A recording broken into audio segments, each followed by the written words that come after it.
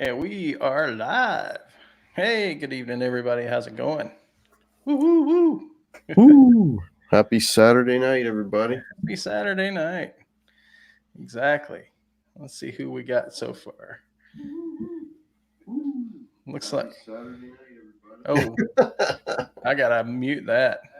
Yeah, you got to mute that. There we go. Let's see who we got tonight. Let's see, Six String Brian's up late with us. How you doing, Brian? Hope you're enjoying your weekend.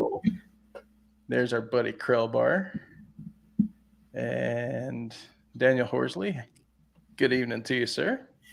2 and 3 chord jams. Good evening. Paul Liu. How's it going, man? Good to see you. James Severin. Hey, everybody. Just going to do something here. Well, it doesn't do it.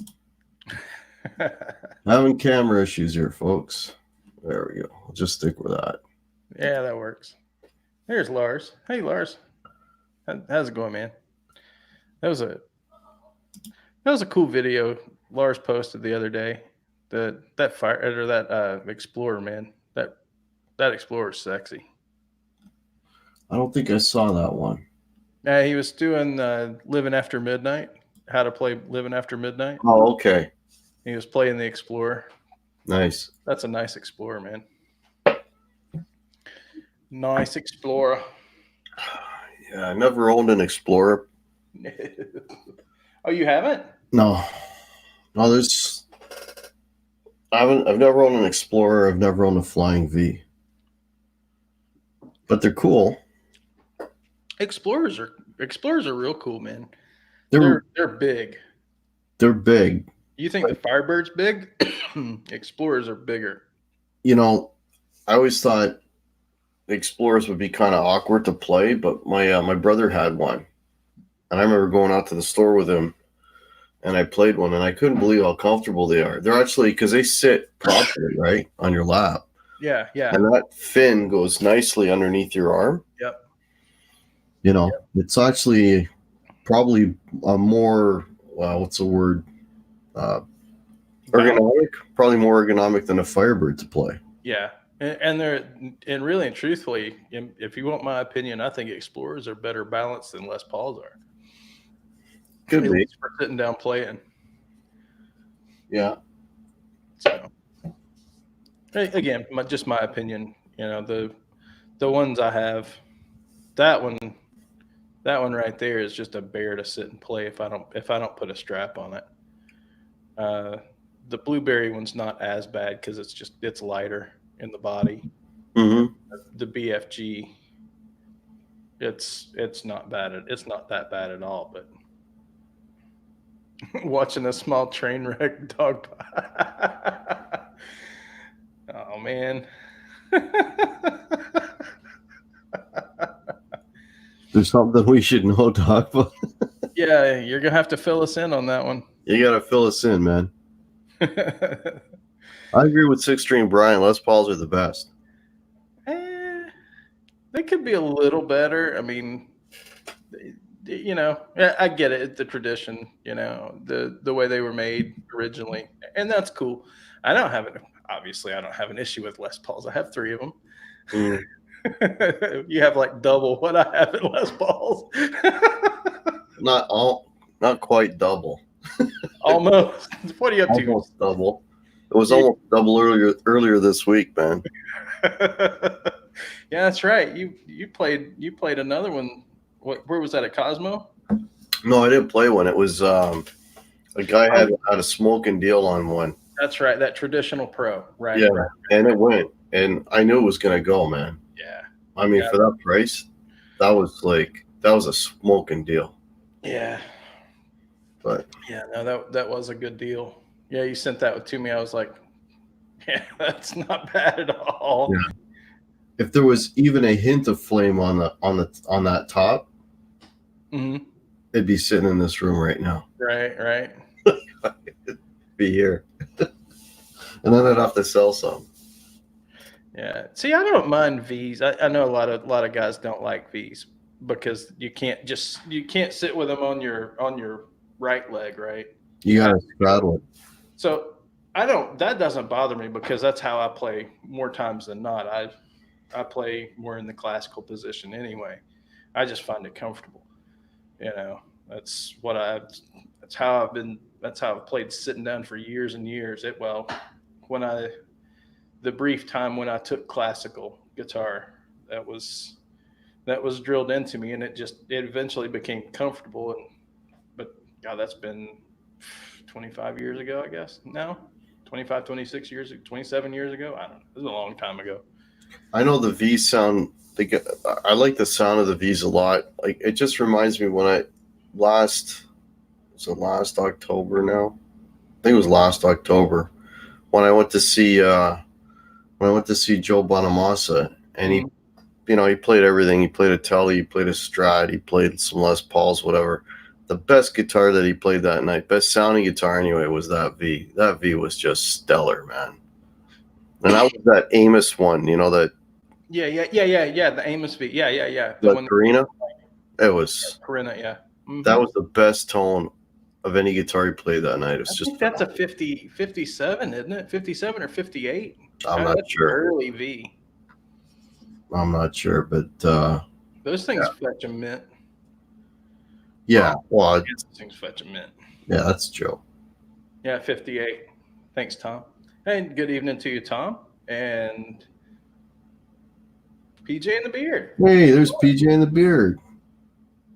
How's it going, Mickey? How you doing, Mickey? Mickey Settlemeyer joined us this evening. Hope you're doing well. Folks popping in. Cool, man. Got 16 folks in here. Awesome. Yeah. Preston, good evening to you, hey, sir. Preston, how are you? I can't either. I can't watch two feeds at the same time.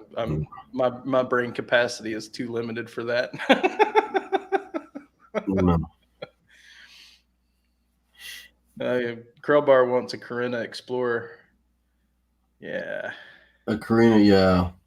Those are, man, yeah, they're if they're like now they did a reissue of those in 83, 82, 83, somewhere in that area. And while they're not the 58s, they're they don't cost what the 58s cost. No. But didn't Epiphone do a Carina Explorer too? Sorta. Carina kind of looking. What they did, it's look at the. I'll just tell you, if you see one, look at the side. You'll see what they did. They put veneers. They put veneer. Yeah, they put real thin Carina veneers. Well, that's the only way they could do. I mean, Black Limbo, which is Carina, right? Same species. If you see somebody that says it's Black Limbo, it's Carina. If you thing is it's getting hard to come by in large enough pieces to build guitars, to build full size guitars out of like even two pieces. So they're having to do, guys that are using it are having to, hey, there's Gussie Wells, how's it going? Great. Hey, Gussie. So they're having to do multi-piece bodies, so three or four piece bodies, and it just it's just not the same. Yeah. But yeah, it's not ridiculously expensive wood, but to find the pieces that are big enough to make guitar body to do two-piece bodies are expensive. Yeah. Hey, Vanzini is here. Yeah. He's putting out a lot of videos. I watched one today. He was explaining was it a 2-5-6-1 progression? 2-5. Right? Oh, that's a good one. Yeah. That's a good one. And he was playing it all different ways. He was playing it in a rock style, a jazz style. Right. Yeah, it was cool. How did I miss that? It was up today. Yeah, I missed that. I'll have to go back and watch that. I'll definitely check that one out. 2651. Like that. 265. Yeah. 6251. No, it started with a 2 because it was C and the first chord was a D minor. It was a 2. Well, you can do it in any style, right? A 2651. Yeah, but it's cool because he did it with country chords. So he did like a finger picking, so it's sort of showing you like, even though you're playing the same chords, depending on how you play it. Yeah, 2561. There you go. Is it 2561? There you go. It's you get all these different possibilities with the same four chords, right? Just in how you approach it, right? Right. That was kind of cool. Yeah, it is cool, and that's that's some of the things that Lawrence has taught me, about it too. Is like, just play with different chord progressions. Yeah. Hey, Gussie, Gussie's gonna watch my pickup video. Appreciate that, man. Thank you. And I know that the older videos are not as loud as the new clips that I did, but I wasn't, I was digging up old footage, trying to match this close. Trying to normalize that with trying to normalize that with new footage is a bear. Yeah, I am not a professional. we're hacks, and we're just a hack. What I did get really close was the tone, because I was using the same amp, I was using the same pedals, so that matched up. So cool, man. Gussie, good to see you, buddy. Really good to see you. No worries. No worries, great Vanzini. Hey, there's Merrill J. Yeah. Here's Mitch Heyman. How you doing, Mitch? Good to see you, man. Happy Saturday. Thank you so much. Great Vanzini liked my PRS video today. Appreciate it, man. Crowbar. I'm not a professional, but did stay a Holiday Inn Express last night. Oh man. Oh man. Oh man. Hey, there's Mitch Heyman. Hey, Mitch. Yeah, Mitch. I saw Mitch. Mitch was on earlier too. Yeah. I had a little bit of a busy.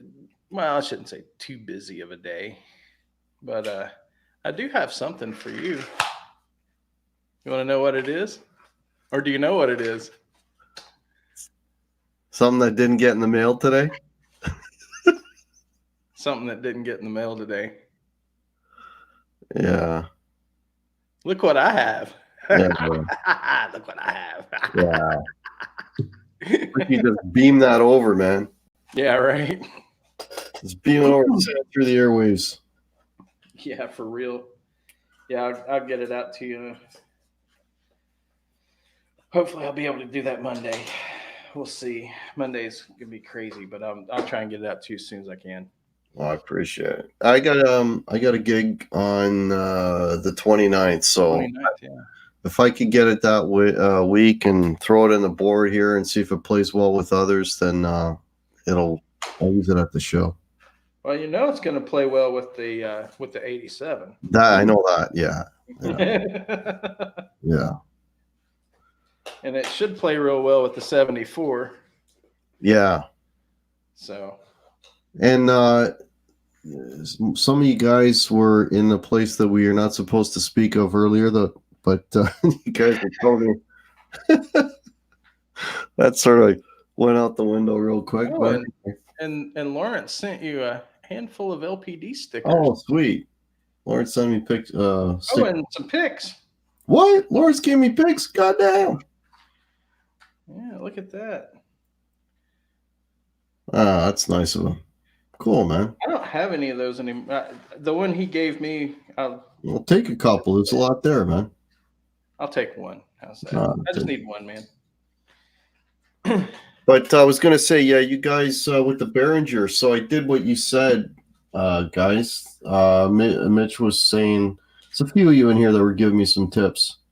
And yeah, I got the Behringer. Actually, right now I'm using it. I'm not using my Presonus anymore. I'm going straight into the computer with the Behringer. So I did what you guys suggested, and it worked. So I want to thank you guys. See?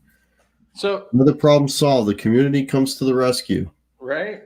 And I felt like a complete idiot. I've had this mixer for like since I bought it around just after Christmas, and only today I'm actually using it the right way. Oh, you know what? I mean, you can run it through the PreSonus, but there's if you have enough inputs on the mixer, there's no reason to run it through. No, the only thing I got to do is I was just working on getting levels right, so that because I want to be able to like have a track going Hmm. and then be able to play over it when I'm streaming on OBS. So I got to figure That's hard to do. levels out for that. That's really hard to do unless you're. Yeah, I mean, you have to monitor right off the mixer, but even then, Well, I have monitors. I got a main mix send that's going out to my two little monitors here. okay, cool. Yeah, I can do that. Yeah. I was running out of the effects loop straight into the mixer too. I was experimenting with that as well. Nice. Yeah.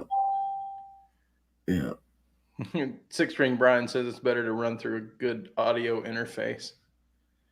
Then to run the mixer right in.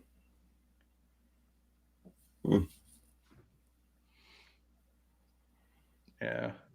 I don't, I mean, I'm such a noob at this, so. You and me both. Yeah, I don't know.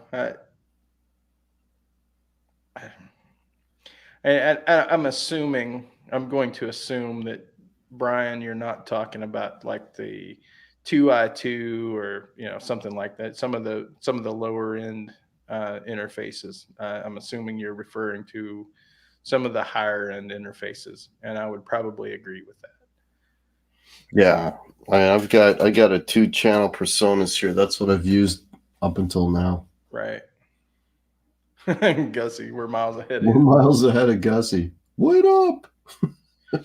Yeah, but to be able to pull in and I just kind of was just trying to figure out a way to be able to pull a source, an audio source from my computer, say from YouTube or whatever, and push it through so I can put it back out. I just went through the headphone out off my desktop and right and left into the mixer, and it seems to work all right. Yeah, probably the easiest way to do it would be to like use external music and put it into the mixer. Right. Because right now it's a USB connection. I have a USB connection to the laptop, right? Right. So, I've got the 2 main mix button in, which basically means if I play something on the computer, it's gonna go through the mixer to my speakers. And then I'm trying to input a signal at the same time, and I'm trying to get them to blend. Right. But it would be easier if I had an external source, so I wasn't using the computer at all for the music. Do you know what I mean? Right. I'd have to get like some kind of wonky, crazy thing to go off my phone and into input jacks. I'm sure there's some kind of weird adapter thing, but right. Yeah, I got to check out told you I was at Dane's today, right? At Zim's. Right. And I got to check out the new MXR Timmy. Oh shit!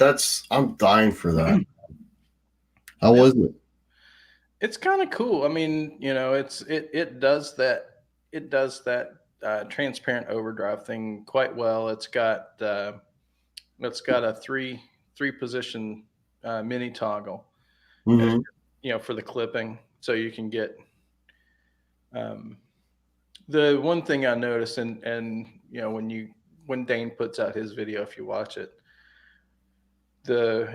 when you move the mini toggle all the way to the right, it gives it the most dirt, right? Mm-hmm. But the level just the level just dives at about a quarter of what the other two positions are. So it's or I should say it drops by a quarter. So it's about 3/4 of what the So other. does it not have a gain knob? Does it just Yeah, have? it's got a gain. No, it's got a gain knob. Yeah, Oh, okay. but if you go on that mini toggle from the right or from the left or the middle to the far right, you're gonna drop your volume's gonna drop by about a quarter. Well, that's not good. So, metal soda, Soda. man. Dave's not here, man. Dave's not here. No, I'm Dave. No, Dave, man. Dave's the not cops saw here. me. I think the cops saw me come in here. Dave? Yes, man, Dave. Dave's not here. Guess you bought a new pedal. You bought the Quattro digital delay. Nice. Very cool. Very He nice. likes delaying. Your delay is good. I like delay. I find myself on the Helix. You know, most of the time it's just a simple delay. And I don't usually do, like, on most of the patches I create, I don't usually do a long delay. It's usually a very, very short delay, like 180 milliseconds and like one repeat or maybe two repeats. Yeah. So it's, you know, I've got the flashback delay, the TC pedal, right? It's got like 101 different delay oh yeah. things on it, right? So, but I only use for my regular playing. I use the analog because I like the sound of that. Mhm. I prefer that over the digital delay. I want a natural decay. I don't like digital delay. I don't like that sound. So Right.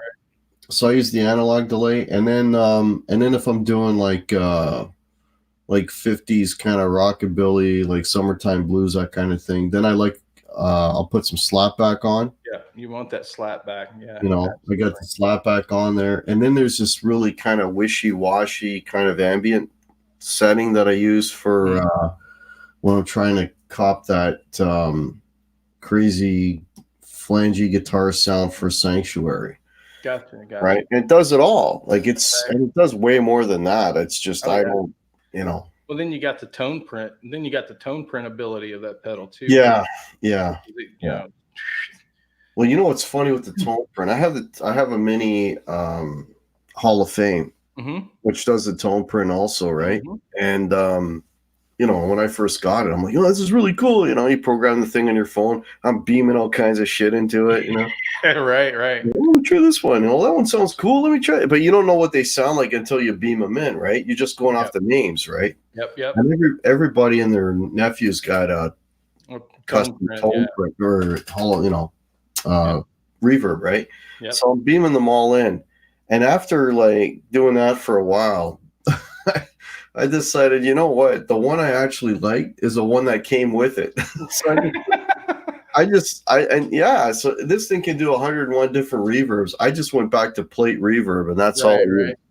Because I bought that Hall of Fame at one point, and I was. Yes, I'm blurry, Soda. It's my camera. Oh, and Fender Guru. Good evening to you, sir. Hey, man. Let me see if I can. I'm better focus here. I bought the Hall of Fame because there you go. It's supposed to have a really good spring reverb, right? And I'm a spring reverb. I love spring reverb. Yeah, I hate spring reverb. Well, I bought it specifically. We can't be friends. We can't be friends. Yeah, I bought it more specifically for like surf because you guys know I like to play a little. Yeah, for surf. Okay, yeah, I'll give you surf. And you want that, and it didn't do it. It didn't do it at all. And like even with the like tone prints and everything, it would not do that really good surf trip. And so I took it back. I was like, that's not for me. But I mean some of the other delays on it were really good. Yeah, not delays, but reverbs. on it were really good. Well, But Fender says he had a mini Hall of Fame and it was horrible. Really, Fender? I love mine, man. Fender and I Peppy bought the full friends. size Hall of Fame, not the big one, but the regular, regular pedal size Hall. Yeah. No, yeah, I got the mini. I just have the mini. I got a full size Corona Chorus, Yeah, there you go. which also doubles as a flange, Right. and it works really well. If you don't know how to make a chorus sound like a flange, I'll tell you how to do it. It's real simple, and it saves you another spot on the board, Right. especially if you only need it for like one or two songs. Right. And chorus can also do a little bit of phaser too. Yeah, Phaser, yeah, I can do. Yeah, which is what I like a chorus to do. If flange it or phase to me, I can't. I don't know. They're almost the same. They're all the same thing for me. right. See, I like that. When it comes to phase, I like just that real slow rolling phase. Yeah. It's got a lot of depth, but it's just a real long. It's you get what I'm trying to say. Yeah, yeah. That's what and chorus usually doesn't do that. You can't space out the wave far enough on a chorus. So that's why I've never been a huge fan of chorus. Well, I got one right here. I get pretty damn close. It's gonna sound like I'm playing underwater, but hang on, let me see what I can do here.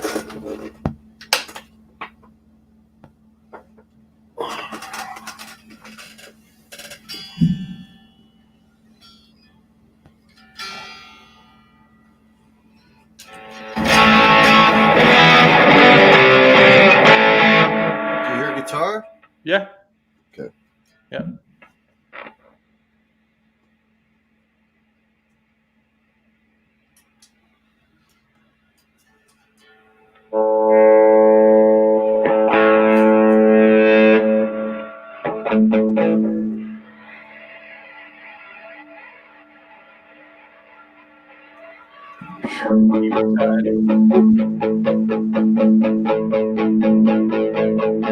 See, I like it even slower than that with more depth. Huh?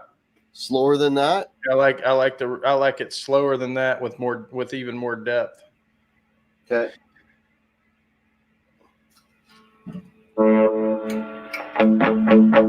Fast. That sped the wave up.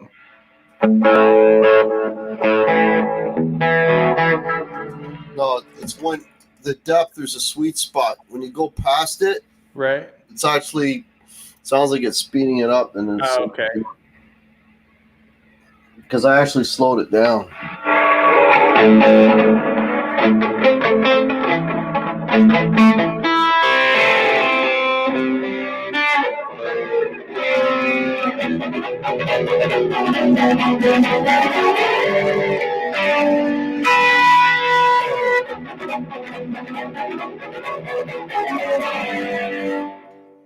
Anyways, that's about as good as I get, but that saves me a spot on the pedal. Just getting Yeah.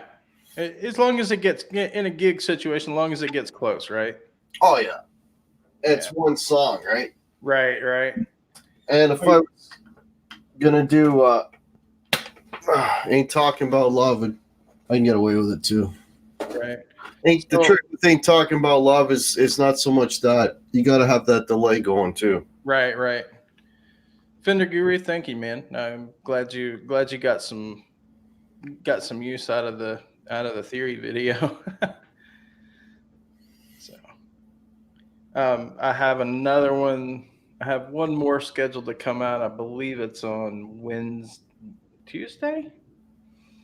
And what this one is more about putting the rubber to the road, and it's using all these things that I've taught so far and how to actually learn the fretboard.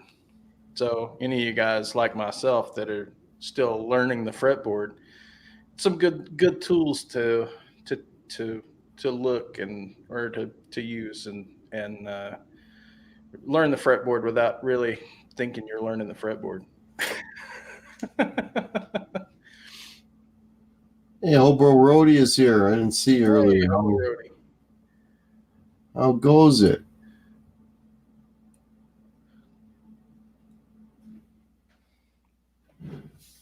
Echoplex. Yeah. That's the coveted, like the real deal, the tube driven Echoplex. Yeah. Today. Yeah, that's That's why I got an EP booster at the end of my chain. yep. Give me that That Echoplex. Echoplex thing. Right.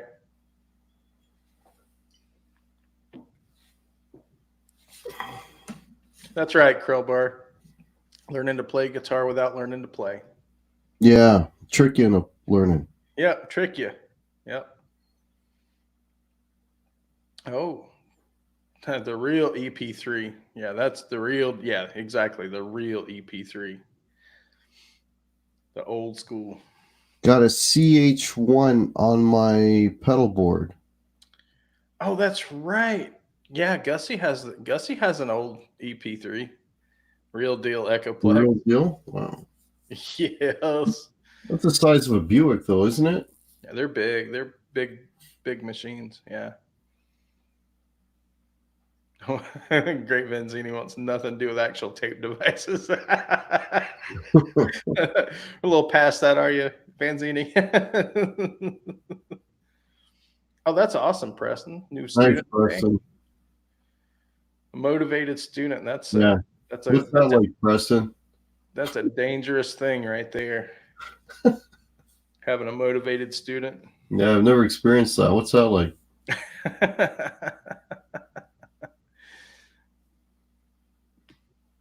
Don't have the patience for a real Echoplex? Yeah. Yeah. Did enough of that back in the day. Had enough of that, have you? Well, it's an actual tape. It was an actual tape that they used. And it kept running over and over and over again. And then it would stretch, and then you would lose you get a different amount of delay every time. Well, and that was the beauty of it, though, because you could. It was warble. Because it would, it had that warble. Yeah. And you can, I mean, IC chips and programs now can approximate that, but there's something magical that those old EPs did that that the digital stuff just can't. They get close, but they just can't. I mean, it's kind of like modeling versus real tube amp. It's getting really close, but there's just some of that magic fairy dust in there that you just can't recreate. Well, there he is. Mr. Quentin James is in the house. Quentin. So Quentin posted for everyone to see how he prepares his meat. Yeah. With a flamethrower. With a flamethrower. Oh, God. He swears, though, he didn't eat it with ketchup, so I can't. What? He didn't eat ketchup today, so I don't know. Wow. Does a Helix feedback? No, a Helix does not feedback. Well, I mean, if you're pushing it through a cab, if you've got a power cab or whatever, and you're pushing it through, you can get it to feedback. You know what's funny was when the first thing I played, actually, you hear it on the thing I posted today, that PRS jam. I was getting feedback on some of my notes out of those pickups. I'm like, oh my God, this is so cool. And I didn't even have really high gain. I'm like, I'd hit the note and it would just sing. Like, yeah. God. That's with the new pickups. Yeah. Yeah. Like, wow. Yeah, they're now you understand what I told you months ago, right? Yeah, they're good, man. Yeah. Now you understand. And I think when I first played that Angel, and I heard it. Hey, Brad Miller, how's it going, man? Hey, Brad. I think I sent you a message and I said something like, "Wow, these pickups are something special." Something like that. I think I found the best pickups ever or something like, something to that tune. And yeah. Okay, hang on a second. Fender saying, guys, help me. Do you have a question, Fender? Did I miss something? I'm going back up. What you got? What you got for us?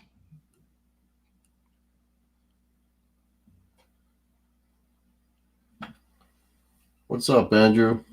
What's up, man? Lay it on us. Lay it on us. What would I get if I took the pickup covers off my 2019? You got nothing. Nothing. You're gonna hear the magnetic field's gonna be expanded a little bit because those covers do dampen the field some. So you will get a little more output, or what seems to be a little more output, but that's about it. But yeah, basically nothing. You'll get uncovered pickups. So you'll have to, if you want to do that. What it all depends. Well, what exactly is the material that the pickup covers are made from? They're going to be, it's probably nickel, silver, and chrome covered nickel, silver, which is what most covers. Yeah, so I don't know. I'd have to look it up to see what the properties are of the metal, because if it if it's a high reluctance metal, then it won't make a difference. Yeah, and they are. That's why they use nickel silver base plates, because it's not magnetic, right? Well, then it won't make a difference if you take the covers off. But it will make a little. It shouldn't, theoretically, but it also depends on that, the amount of nickel silver. Well, yeah, like, because if you've got, like, let's put it this way, the field lines, they want to take the path of, when you're talking magnetics, it's the path of least reluctance, right? So if something is providing an easier path in the air, that's the path it'll take. So literally, if the covers have an easier way around, but I don't think so, because if that was the case, I don't think because if that was the case, then they would dampen it too much and you wouldn't have enough flux left over for the vibrating strings. So I'm thinking that it's probably a high reluctance metal. Yeah, that would make more sense. The covers, I think, are really there for just looks, aesthetics, right? Mostly, yeah. Yeah, mostly. And some of the old guys used to swear by pulling the covers off the pickups that it opened up the sound of the pickup a little bit. I think the pickup height would make a hell of a lot more difference than whether you got covers on or not. Right. Yeah. I mean, it can change the EQ possibly. I mean, I don't know. I just know what the old guys have said for years and years and years. So yeah, it all depends on what the makeup of the covers is, really. Right. There's probably some brass in there too. So there's probably some magnetic. Well, brass. Yeah, there's probably some magnetic. Does not go through brass, man. Yeah. It does not. Brass is like a magnetic insulator. Right. Lines don't go through brass. Right. So, I mean, you can try it and see if it makes a difference. It's not gonna, it's not the end of the world. Best way to do it is take a razor blade and kind of open up the gap on one side of the cover, between the cover and the base plate. Lay your soldering iron on it, and then just start sliding the razor blade across, and eventually you'll slice through that solder joint, and then do the other side and push the cover right off. There's probably going to be a bunch of wax in there, depending on which burst bucker it is. If it's a 1 or 2, they're not potted, so you don't have to worry about the wax. If it's a 3 or other burst bucker, then it's probably wax potted. So you'll have some paraffin in there to well, Fender, if the pickups are too hot, what you want to do is, before I would mess with the covers, what you might want to do is just bury them deeper into the cavity if they're too hot. If that's your issue, or if they're not hot enough, then bring them closer to the strings. And just let your ear be the judge. Right. The answer to your question, Tom, so do covers affect the sound? The definitive answer is it totally depends on what the material the covers are made out of. Right? I mean, I'm not I a can metal. Google it. I can Google it real quick and find out. Like it's you need to know what there's something called the reluctance, which is like the magnetic equivalent of resistance, and if it's higher than the surrounding air, then it doesn't make a difference. And Hobo Roadie, good evening to you. Hey, old Barodi. Mickey Settlemeyer's got a theory. If you use flux capacitors, it should be fine. Right, exactly. Yeah. When in doubt, flux capacitor. Yep. Totally agree. Couldn't agree more, man. Barefoot mode. How's it going, man? Hope you're doing well. Happy Saturday to you. Hey, barefoot mode. Yeah, Gussie's right. The pickup height is so important, man. You can you may have a set of pickups that you think are so, and you take a little screwdriver and you move them a little bit closer or further away, and all of a sudden those pickups will open right up. Because what happens when you have the pickup too close to the string, it'll generally start to sound very woolly, muddy. When you have the strings too far away, then it just sounds too thin. But every pickup has a sweet spot, and I know the manufacturers all have their, this pickup should be this height, that pickup should be that height. But, if you take a bit of time and just play by ear, it makes a really big difference. We had a couple questions.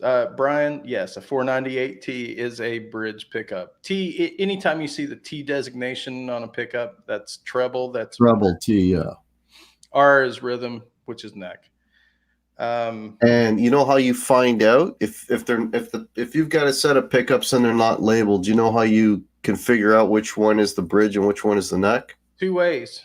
All right, go ahead. It's usually the lead length. The second is by measuring DC resistance on them. Okay. How about if the lengths are the same, and I don't have an ohm meter? You don't have an ohm meter. And the lengths are the same. So it's what you want to do is you want to see you line them up. You line them up. No. How do you figure it out? So I only know this because I had this problem. Because I took a set of pickups out of a guitar, and I wanted to sell them, and they were not labeled, right? And I had these things in a bag for forever, and I couldn't remember which one was which, and I couldn't tell by the length and any of that stuff. And I didn't have an ohm meter on them, and the guy was buying them that day. I'm like, how the hell am I going to figure out which is which? The slugs are slightly different length, different distances apart. If you yeah. Well, it depends. Now that depends on if you're an F spaced or not. If you're an F spaced, so if you're a tremolo spaced, then yes, that does make a difference. If you're not, they should be 52 millimeters. Period. Okay. Well, these came out of a Les Paul. Okay. And there was a difference in the spacing of the slugs, and that's how I was able to identify. Very slight. Yeah. Okay. Very. Yeah. Right. Yeah. Bridge pickup screws, the adjustable pole pieces go towards the bridge. On a neck pickup, the adjustable pole pieces go towards the neck. Yeah, we're total nerds. And Sean Zimmerman, good evening to you, sir. Hey, Sean Zimmerman, how are you? And we had another question here. Let me Soda asked if we like our pickups balanced or one louder than the other. Go ahead, Pat. I'll let you answer that one. Balanced. That's an easy one. Okay, but here's the thing, right? The bridge pickup is always slightly hotter than the neck pickup, and the reason for that is it's further away from the strings, right? So if you notice, if you look at most guitars, well, I mean, I'm going to talk about Les Pauls because that's what I'm most familiar with. You're going to notice the neck pickup is like always going to be lower in the body than the bridge pickup. That's because it's picking up more vibration, the neck pickup. Right. There's more string movement there than there is at the bridge. The bridge is basically, that's where it's fastened, so it moves less. So those pickups are going to tend to be higher, and they're going to tend to have a stronger feel to pick up more vibration. Right. Yeah. But Yeah. what you want is balanced. And here's why, right? If you're in the middle position, you want both pickups to be equally contributing to that sound, right? Do you know what I mean? That's for me anyway. That's why I do it. Like, you know, I and when I was talking about pickup heights and all that stuff, you know, you do the test, right? You go all three positions and you make sure you got equal sound on all three. Right. Anyway, that's Yeah, I mean, you can do whatever you want. I mean, there's no hard and fast rule that says you have to have them balanced. It's just no. most of us prefer balance. Now, if you want to use like the middle position or the neck position as strictly a rhythm and not play any lead off of it, and then flop it to the bridge for lead, and you want that extra, you want a little extra volume when you do that, then that's fine. I mean, it's totally your choice, and there's nothing wrong, or nothing says that you can't do that. It's just most of us prefer, most people prefer balance across the board. When you change the pickups, you want the volume pretty much level across the board. Jay Steen, how's it going, man? I did not see the 594 video from Philip McKnight yet. Oh, I saw that one. Yeah, he reviewed it. He said it was pretty good. Jay was asking if it sounded super bassy though. Not that I recall. Man, Bob's probably listening to it on a phone though, so. Yeah. I haven't seen it yet, so I can't make a call. I can say, and it's no huge secret, I'm not an overly huge fan of most of the PRS pickups anyway. What struck me is I think the pickups, I'm pretty sure he said they were the 8515S, which again are the offshore. Right. That's what I just took out of my PRS. Right. So, and you guys heard how those sounded before. If you watched this video, you know how they sounded before. yeah. So I don't know. That's kind of weird. Like they would do that with like an S2, which is significantly more expensive than an SE, right? So. Or even or let's see, what's the other one? So there's S2. The CE is all American parts. Okay, CE is all American. Okay. Yeah, the CE is the next. The CE is like the most expensive. Well, it's a bolt-on. That's what makes it a little cheaper. Right. Yeah. And then you get into the core models. Yeah. Let's see. So Tom likes a little subtle difference between volume, I guess, volume between the neck and the bridge. Okay. And that's fine. Again. Well, it's a subtle difference in tone from the neck to the bridge. Right. Oh, definitely. Subtle difference in tone. Yeah, you're never gonna get the neck to sound as bright as the bridge. No. Well, there's things you can do to try and make it. So, you can take like if you're talking humbuckers, like on your, if you're talking like Les Paul style wiring where you have independent volumes. So like on your neck pickup volume, you can throw a one neck pot in, and it'll let some more of those, generally let some more of those highs through. And you can brighten up a neck pickup that way. But yeah, mostly speaking though, you're not gonna, your neck pickup's never going to be as bright as your bridge. So you know why that is, right? I mean, the reason why the neck pickup is generally a little more bassy is because the string motion, you got wider motion at that point so with the wider the motion, the longer the wavelength, the bassier the tone. Right. and then when you're at the bridge, because it's pinched there, Right. it's not going to move quite as much. So you Right. have a little smaller wavelength, so you get a higher pitch tone. The oscillation is a lot tighter. Right. Frequency and wavelength are the inverse of each other. So if you've got a short wavelength, you've got high frequency. If you've got a long wavelength, you've got a low frequency. Right. So that's There why. you go. He's the electronics expert. He'll explain all that crap. But I still get somebody else to put my pickups in. Because I had too much going on and I got it done for a steal. That's why. I'm just messing. Yeah, I know. I know. Jeff Miller. How's it going, man? Hey, Jeff Miller. How's it going? There's Thrash. Hey, Thrash. Hey, Thrash. And Dank Savage. Good evening. I gotta have a conversation with Craig Vineham. I don't know who that is. Yeah, I don't either. Dank Savage learned something. That's awesome. At least here people learn shit that I talk about. Hey. Yeah. I'm being sarcastic, I swear. And and you can have tilt right across up this way, like for example. On the pickup? Yeah. Yeah, if you want to have it even across the strings, yeah. Right. Yeah. So you can. I actually have mine. Mine have a little bit of tilt, and it's usually towards the treble side. Higher towards the high string or the right. string.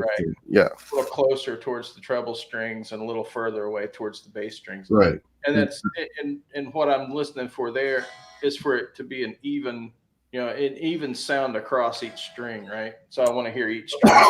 You'll notice that a lot more is on a single coil than you will a humbucker, though. Yeah. True. You'll notice it a lot. So here's something for you guys that have Strats out there. How many of you have your pickup flat across? You really should tilt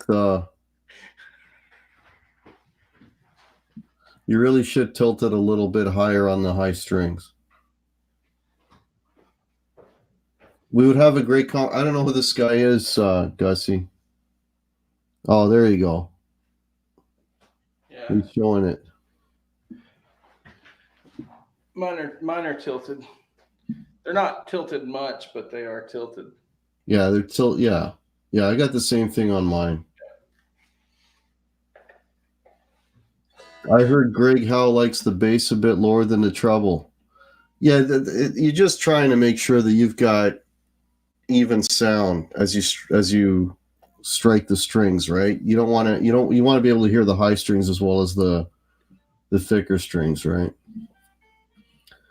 If I put 10s on a Tele and 11s on a Les Paul, the tension should be equal because the scale length, the tension on the strings themselves will be the same. Yeah. Well, the motion, what's going to change is the motion of the string. Heck, your different gauges require basically different pounds of pressure to bring up to pitch, right? Thicker the string, the more pressure you're pulling to pull it up to pitch. So between you're talking 3/4 of an inch in scale length. It's really going to vary from guitar to guitar, because, like, for example, where am I going? That guitar right there, that 74, does not like 9-gauge strings of any sort, even the hybrid set. It likes 10s. 9s feel way too slinky on it. 10s feel like 9s on that guitar. And that guitar has 9s. That guitar has 9s, hybrid 9s. That guitar has hybrid 9s. That guitar has hybrid 9s. You see the So really it's about the guitar, and each guitar is different. To say to say every Les Paul, gets nines. Some of them just don't play well with a certain gauge of string for whatever reason. My custom, for example, doesn't play well with nines. They're just way too freaking slinky. So Yeah. It's made it's made very similar to that. It doesn't have quite the neck break angle that that these other two have, because the headstock tilt back is only 14 degrees versus 17 on those. But is that going to create that much less string tension? No, shouldn't. So there you go. I mean, Hey, there's Music Therapy Laz. Hey, man. hey, Lass, how's it going, man? Yeah, there's BB Made. So to just kind of carte blanche and say it's going to be the same. No, it really varies from guitar to guitar, and I'm of the belief that each guitar picks their strings. So Missed a whole whack of stuff here, guys. Okay, Headstock Harem is asking, and Paul Lou's in here, right, Paul? hey, Paul. Okay, somebody's asking, oh, is that an orange Kramer in the background? Yes, it is. There you go. That's Headstock Harem. Quentin James. One. Quentin James tilts his pickups too.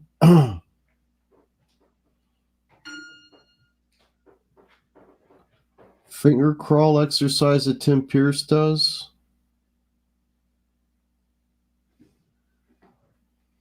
I don't know if I do that. Not sure.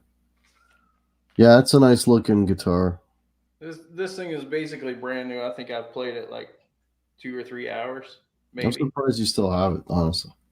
Well, I was going to say it's for sale if anybody wants Oh, it. there you go.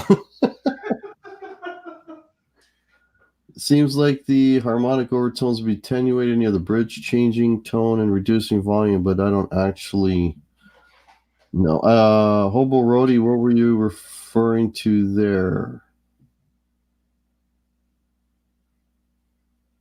Yeah, see, that's just it, Preston. That's exactly what I was saying. Certain guitars just like certain strings better. Oh, is Gussie Walls? Is that the Craig Vineham guy, Islander Winder? Is that the guy you're talking about? He's saying he's in my stream sometimes. Guitar Hack, do you put regular nines on your PRS? I just put nines on my PRS. Not sure if I want nines or tens now. The nines on the PRS, I have nines. I put nines on everything, right? I guess I'm not super sensitive to different amounts of string tension, regardless of scale length. For me, it doesn't matter, right? I just find nines real comfortable to play. They're easy to bend. I don't have to fight them. So that's your question. I put nines, but I could see you putting tens on it. Look, nines, hybrid nines, tens, nines. On my Jackson, which is right here, which you can't see, my other Jack, my blue black Jackson, right here, it has nines. The Zematus has nines. The BC Rich, the Super Strat BC Rich, it has nines. The Angel has nines. The Mockingbird has 11s. So Gussie is saying his guitar tech works for Paul Dean of Loverboy, and his other buddies a tech for Jeff Martin from Tea Party. You got some pretty good firepower there, man. Oh, Dank Savage is asking, are lipstick pickups good for folk metal? Folk metal? Folk metal or lipstick pickups? I don't know what folk metal is. If it's metal, I don't think the lipstick pickups will cut it. Not for really super high gain. No. They're gonna be really noisy. Noisy as hell, man. Yeah, I mean you're basically a single. You are a single coil. Yeah. They're really bright, really really bright pickups.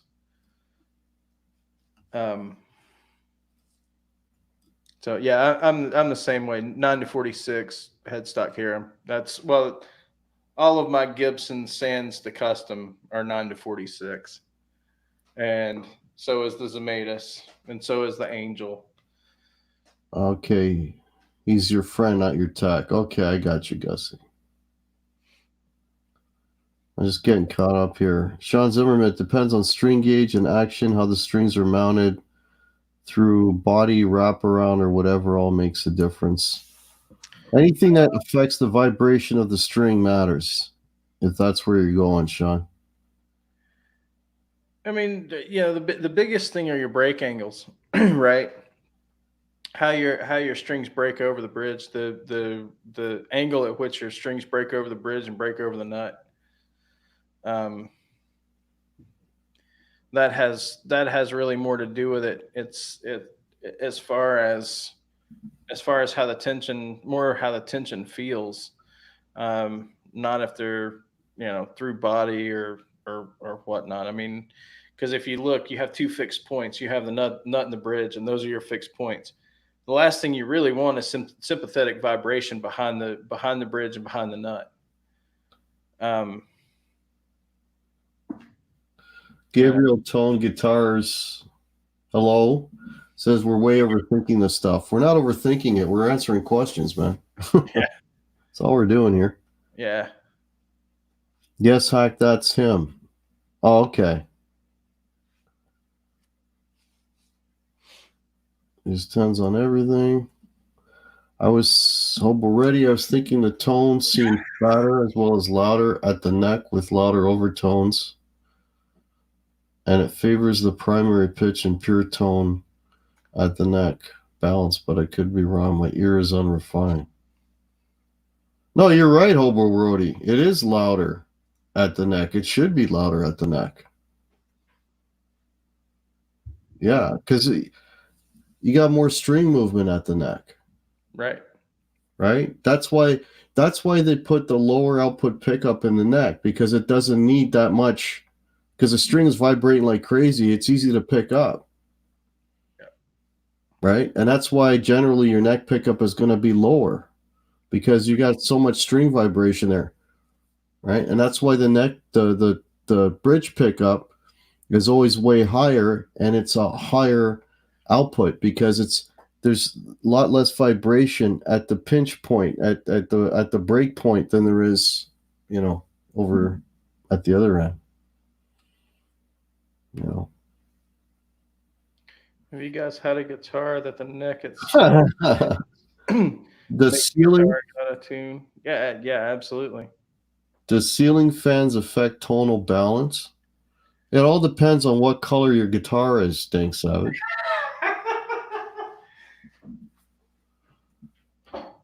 Pete Seeger meets Megadeth. That's folk metal.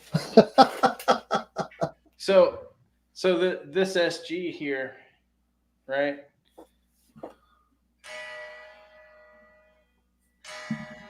I have to be really careful when I play this. I have to be really light on it, because can you hear that?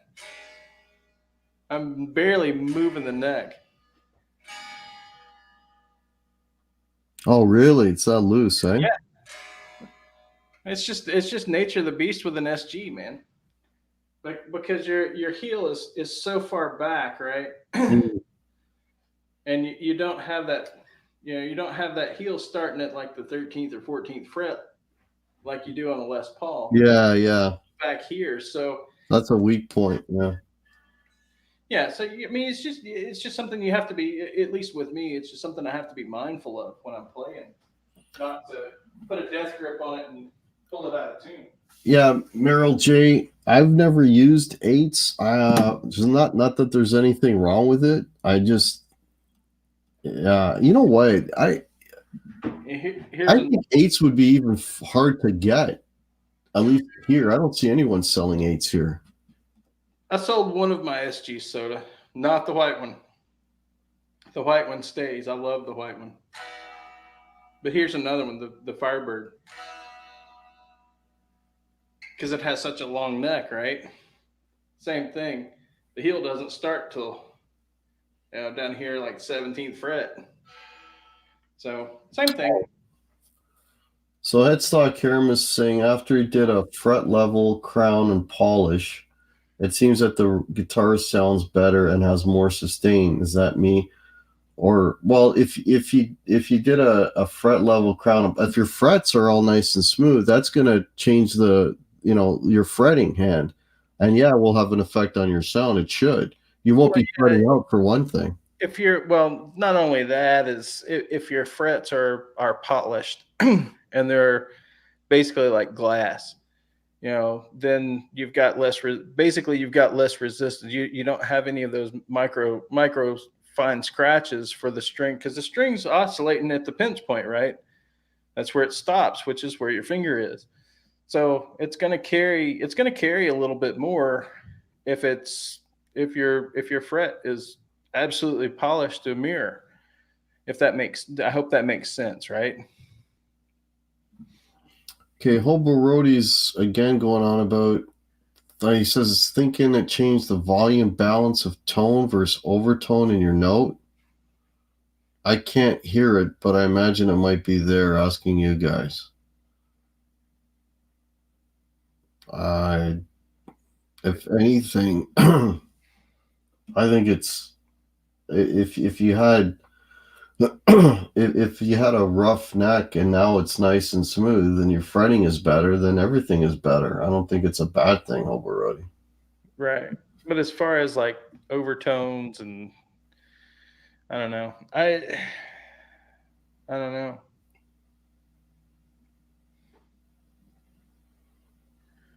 Pickups have come a long way. We pick up AM radio. I still pick up radio stations sometimes. Hey, Dwight, how's it going, man? Good to see you. Hope you're having a good Saturday. Or hope you had a good Saturday. Yeah, it's over now. SGs are good for bow hunting. Dude, I love that SG. That's probably, I love my Les Pauls, but of course that's number one right there, the Zematas. And the SG is probably number two. You know what else I never see you play is that Angel. I like it. It's a good playing guitar. I enjoy playing it. I do play it from time to time. But really and truthfully, I mean, as it is right now, where you at right there? That's number one, period. That's the best playing guitar I own, hands down. I'm not even gonna candy coat it.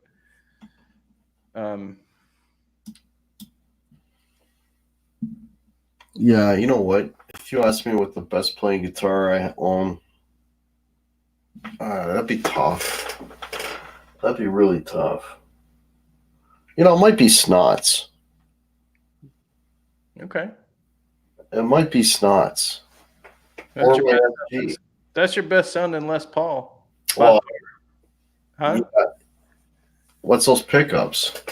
No, those Chattones sound really good, man. Yeah. BB May, how's it going, man? Good to see you. BB Made's going to be on the Live Wires here in a couple weeks. Oh, cool. Guitar Hack, how is the board? Do you got that pod go in order? No, the board so far is okay. Speaking of my board, I'm getting a new pedal.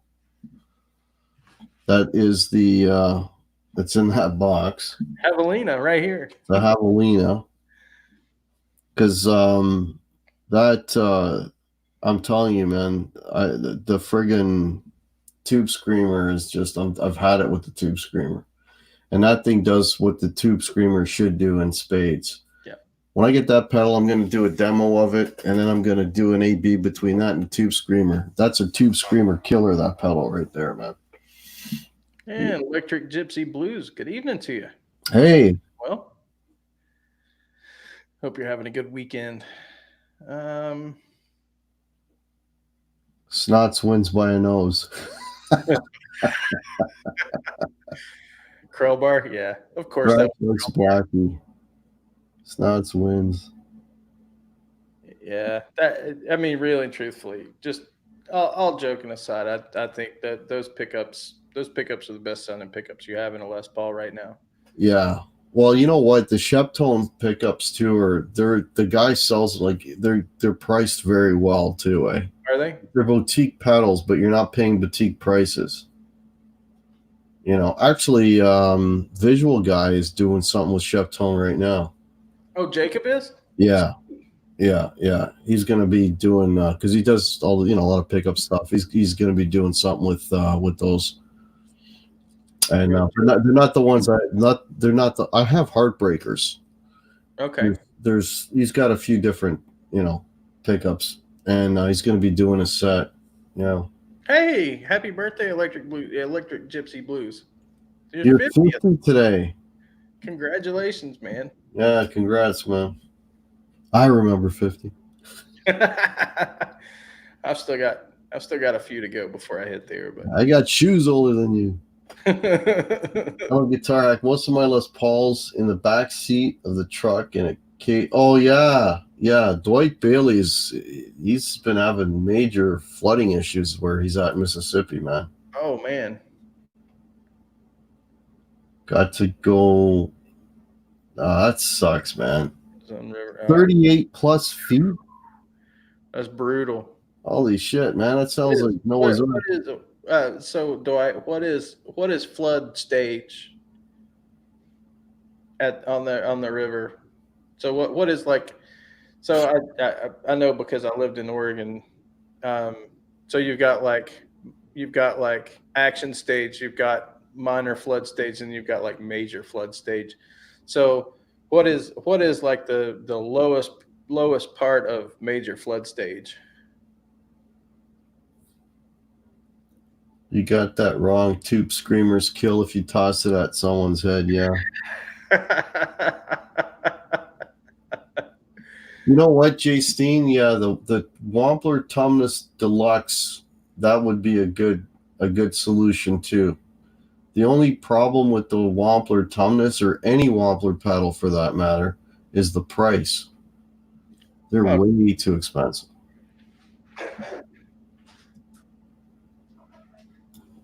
If I could find a used one, probably would have picked that one up instead. This right here would be an ideal solution for you too. Speaking of expensive, I could buy a Pod Go for the price of that. 26 is flood stage. Oh man, dude, be safe, brother. Get the high ground and stay there. Yeah. Hey, Vanzini lived 5 blocks from the Willamette. I lived depends on where on the Willamette you're talking about. I lived in Eugene, and of course I used to. Here we go, old hobbies. I used to winter fish, winter steelhead fish out on Lake Creek and the Alsea and the North Umpqua on the main stem Umpqua, and several other, the Smith. I used to love fishing the Smith and the North Fork of the Smith in the wintertime. So yeah, reading hydro gauges, man, was my life for a long time. So Tom, the Sheptone pickups that I have are called Heartbreaker. They're on his website. You should look into them, man. They're great pickups, and they're priced really, really well. Yeah. This thing right here is a killer little box, man. Oh, I know it is. Blaz was, I don't know if he's still in here. He was demoing it the other day. Yeah. Because you've got your drive and your boost, and they're independent of each other. So yeah, you can. Jay Steen, we were just talking about that before we went on. He's talking about the Timmy Mini. Yeah, I was looking at that as an option, but they're not available here yet. Yeah. And what did you discover about the? It's a good sounding little pedal, man. It does that kind of clon thing very well, right? That that transparent overdrive that everybody clamors for. It's got the 3-position mini toggle for your different modes of clipping, right? And I'm sorry if you guys, the guys that have been here since the beginning, I'm going to sound like a broken record, but in the far left and in the middle, it's kind of unity in volume, but when you go to the far right, the volume drops by about 25%. So you have to make sure you're on the volume knob on the box, if you're on the stomp box, if you're going to switch it, on the fly or whatever. So you have to, that's just something to know, right? Something to be thinking about it. Your far right position on that mini toggle is probably the most dirt you're going to pull out of the pedal. But overall, it sounded pretty good. The sweeps on the treble and the bass were pretty nice. There was a lot of boost, I guess, to the bass and treble in the last. It was really on the last like 10% of the sweep, right? Is where you got the biggest change in it. Okay, middle position on the Timmy. Okay. David Ozab, good evening to you. Jeff Miller is saying that the Heartbreaker pickups are $250 for a set. Oh wow. Okay. Dogpa's here. Have I tried the Empress? No, I haven't. I haven't tried that one yet. Compression cut. Okay, so those are your positions: compression cut, and then full mids, and then vintage. Okay. Hey, David Ozab. The Helix has all the pedals. It doesn't have the Mini.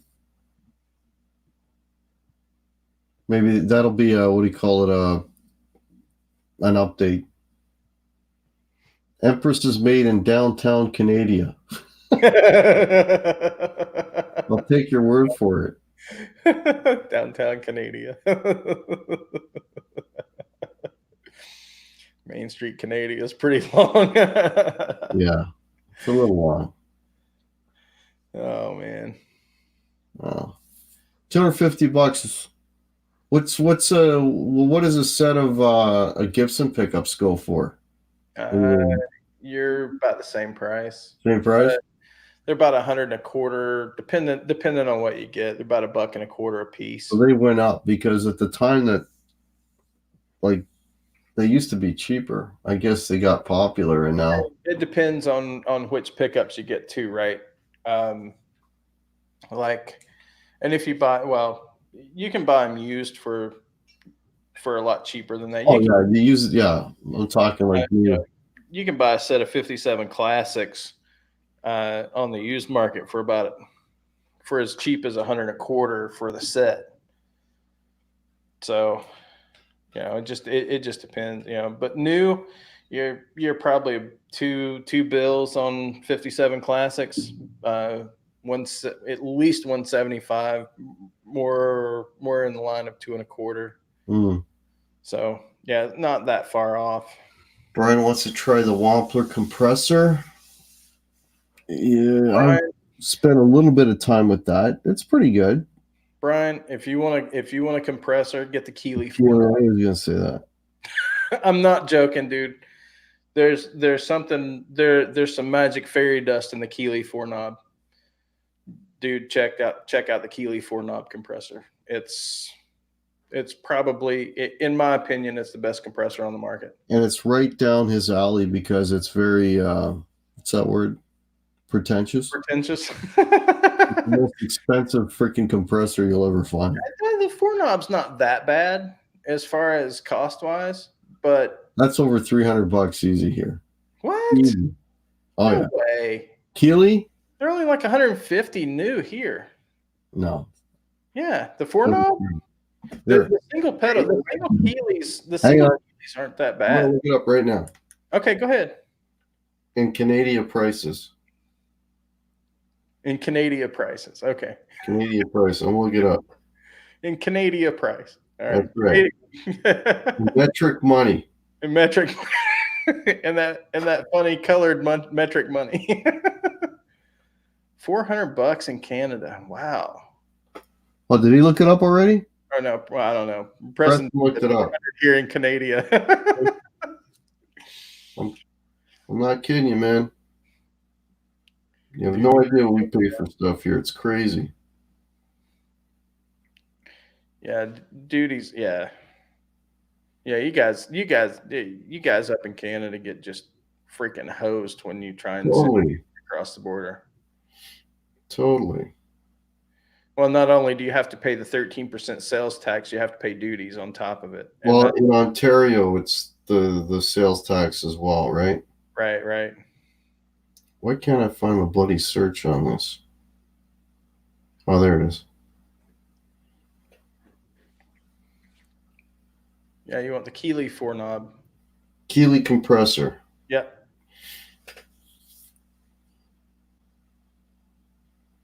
Are you kidding me? What? My phone just crapped out.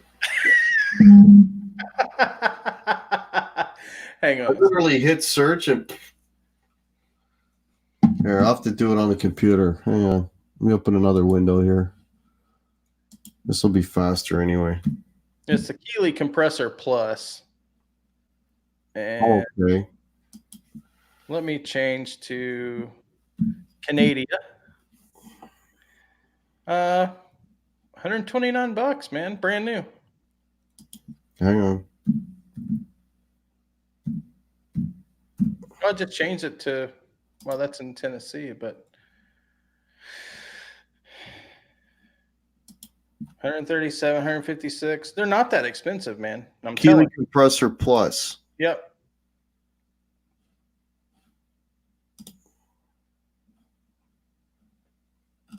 Okay, now this is trying to piss me off. Oh, there it is. Oh yeah, you know what? $175. Yeah, they're not that expensive. That's what I'm trying to tell you, man. They're not that expensive. Oh, wait a minute. You know how much the Wampler compressor is?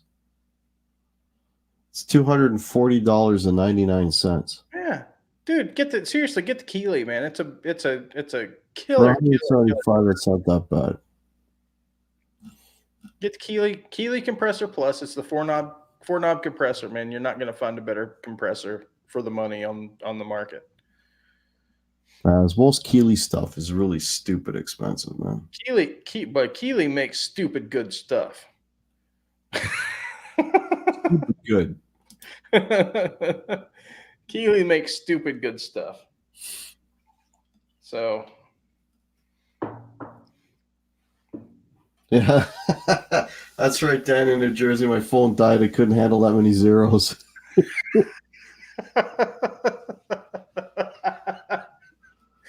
That's funny. Use your Tim Hortons discount card. So do you guys, that's something I never thought to ask you when you were here. Do you guys have like punch cards like at Tim Hortons and stuff? Like you buy 10 and get we're a little more sophisticated than punch cards, okay? We have look like little credit cards, and they put a credit on it. It's like a little credit card, and then when you get to I think it's after you buy 7, their next one is free. 7? Oh, okay. You gotta buy 7. Like $4 a cup of coffee, though, right? No, okay. See this cup right here? This is a large. Right. That's $2. Oh, that's not bad. That's only like. It's not like Starbucks, man. That's like 50 cents here. No, I'm just messing, man. Yeah, it's it was like the thing is, when you go to Tim Hortons, okay, and they got a few in the U.S. Like, it's not complicated. You just tell them what you want in the coffee, right? And they will get 2 kinds of coffee. They got it's either regular coffee. Oh no, 3 kinds. They get decaf, the regular coffee, or I like the dark roast because I like the strong. That's it. We're kindred spirits. There's no half calf, laugh calf, whatever bullshit. Latte. I want the bean. I want only the beans that were picked by Manuel on a Thursday. None of that bullshit. Like just get the coffee. It's Right. very simple.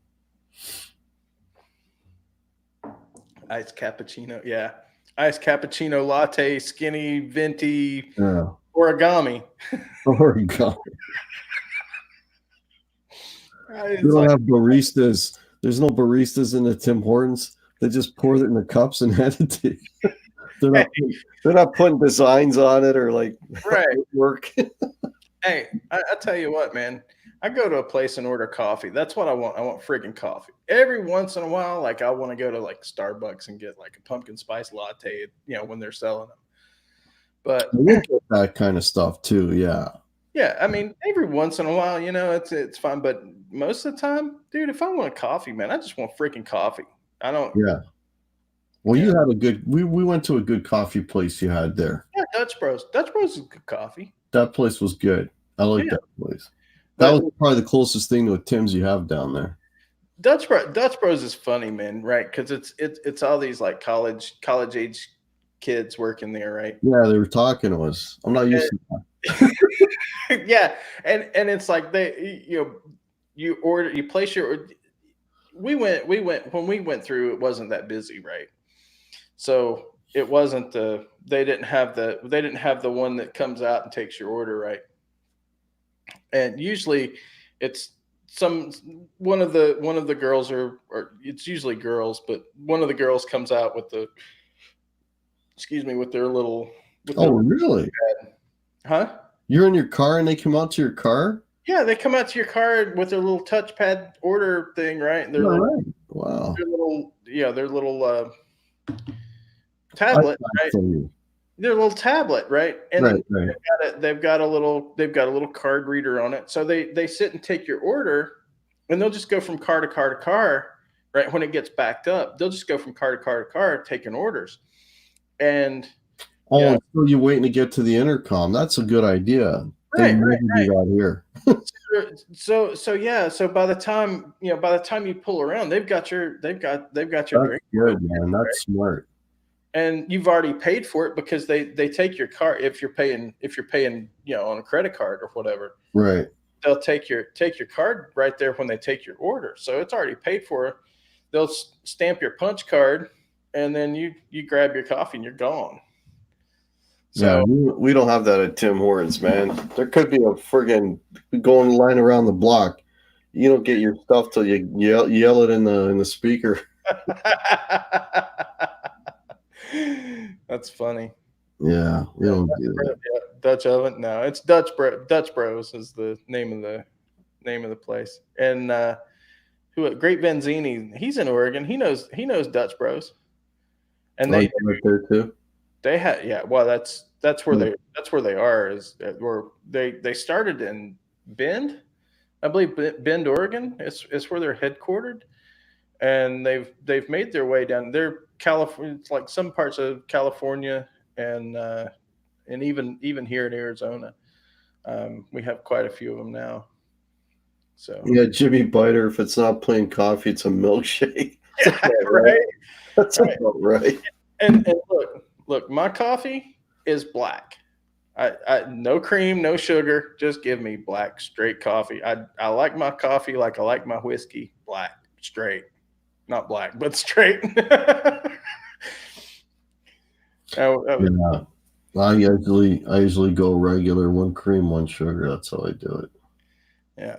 Well, I was in the dealership today. I had to take the wife's car in and for a recall, right? So I'm sitting there and they have this.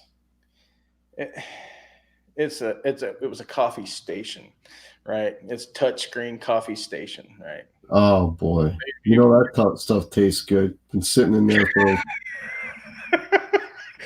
Well, I mean, they have all these specialty drinks, right? It's like espresso and double blah blah blah, right? Right. So I like espresso, Yeah. I like and I wanted to pick me up, so I walk up to it. I was like, all right. First one was like, okay, just black coffee. I want it strong. I want it dark. Give me a full cup, right? I drink it. It's like friggin' dishwater. I'm like, oh god, this is nasty. Yeah. As soon as you see a machine, you know it's going to be shit. Yeah, I know it was Automatically, you know it's going to be shit. bad.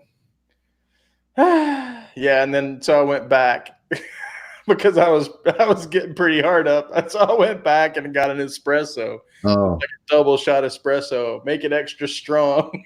double shot of dishwater. Double shot of dishwater. Exactly. Hey, wannabe guitar god is here. Hey man, McDonald's coffee is better than Tim Hortons nowadays. Yeah, McDonald's coffee's pretty good too, man. It's not bad. I mean, it'll do in a pinch. So Yeah.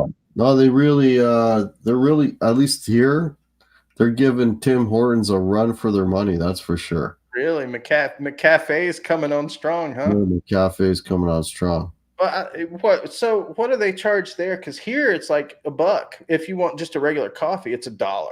I think the Tim's is a little cheaper, if I'm not mistaken. I think McDonald's is a little more. But the thing is, there's a hell of a lot more Tim Hortons than there are McDonald's. Right. Like from you're gonna laugh. I swear to God, I'm not making this up. I swear to God. Okay. Within 10 minutes from my house, I could be at 4 Tim Hortons. Right? 4. 4. Right? If I pull, because I live on a side street, if I pull out to the main street, there's one there. Right. There's one literally on the block at the end of the block. Then I got one going this way west, one going this way east. So 1, 2, the corner one, the one on the street. I got 4 within 10 minutes. Within walking distance, I could get to 2 of the 4. That's funny because, like, when I was in Oregon, right, I was like that with Hey, hippie's here. Hey, hippie. Hey, hippie. It was like that with Dutch Bros, right? Mm. They were all over the place. I mean, they're like so popular. They were like walking through a cow pasture blindfolded. You're going to hit it sooner or later. You know what? The joke here is, I went into a Tim Hortons. You know what I found? Another Tim Hortons. You found what? I found another Tim Hortons. Right. That's what I saw. Another Tim Hortons. Yeah, they're everywhere. But that's how they're killing everybody, right? Like, we used to have different chains here. We used to have country style donuts. We used to have country time, all this kind of stuff. Those guys are all they're gone far between. It's all Tim's. But see, so I got, but the only McDonald's around here is I'd have to drive maybe an extra 5 minutes, 15 minutes, and there's only the one McDonald's. So that's why they're getting killed. That's why everybody's getting killed. There's Tim's everywhere. And they're all busy. They're all freaking busy. Wow. It's crazy, man. Yeah, well, see, that was Dutch Bros in Oregon. They were, Starbucks would be like busy-ish in the morning, but you drive by Dutch Bros, man, there'd be cars lined up for, because Dutch Bros is probably a hell of a lot cheaper than Starbucks, right? Well, not really. It wasn't that much cheaper. It just a lot better coffee. Just flavor, just taste wise. I mean, it didn't taste like it was, burnt and singed in a. Yeah. Hey, Bobby Lopes is here. Hey, man. Hey, Bobby. How's it going, man? Good to see you. Yeah. So. If Tim started selling guitars, I would be done. Right. Yeah, there you go. Tim started selling guitars. He'd be done. I just go into Starbucks to use their bathrooms. Yeah, exactly. That's all I do anymore. Hey, Aaron Cram. Hey, man. Aaron Cram is here. 84. Good evening. Agreed. Starbucks usually doesn't taste that good. Yeah. Hey, there's Access 2084. Yeah. Agreed. He posted he's posting stuff every day, man. Playing all the music that I love, which is old Kiss. He was doing some Paul Stanley solo stuff the other day. Nice. Yeah. I don't think I'm. No. Access 2084. There you go. Yeah, you got another sub there, Axis. There you go. There you go, man. Yeah, usually if you've got content, I'll drop you a sub for sure. So I can't promise that I watch everything. Oh, Not can't enough watch you hours on. a day, man. But I try to. I try. Oh, see, I was just saying of solo albums. He just posted "Rip It Out" today. That's off of Ace Frehley's '78 solo record. I got to check that out. Yeah, for sure.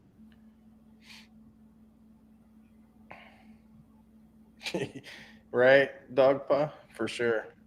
I mean, I like dark roast, but I'm really so I'm a sucker for Sumatra roast or Sumatra blends.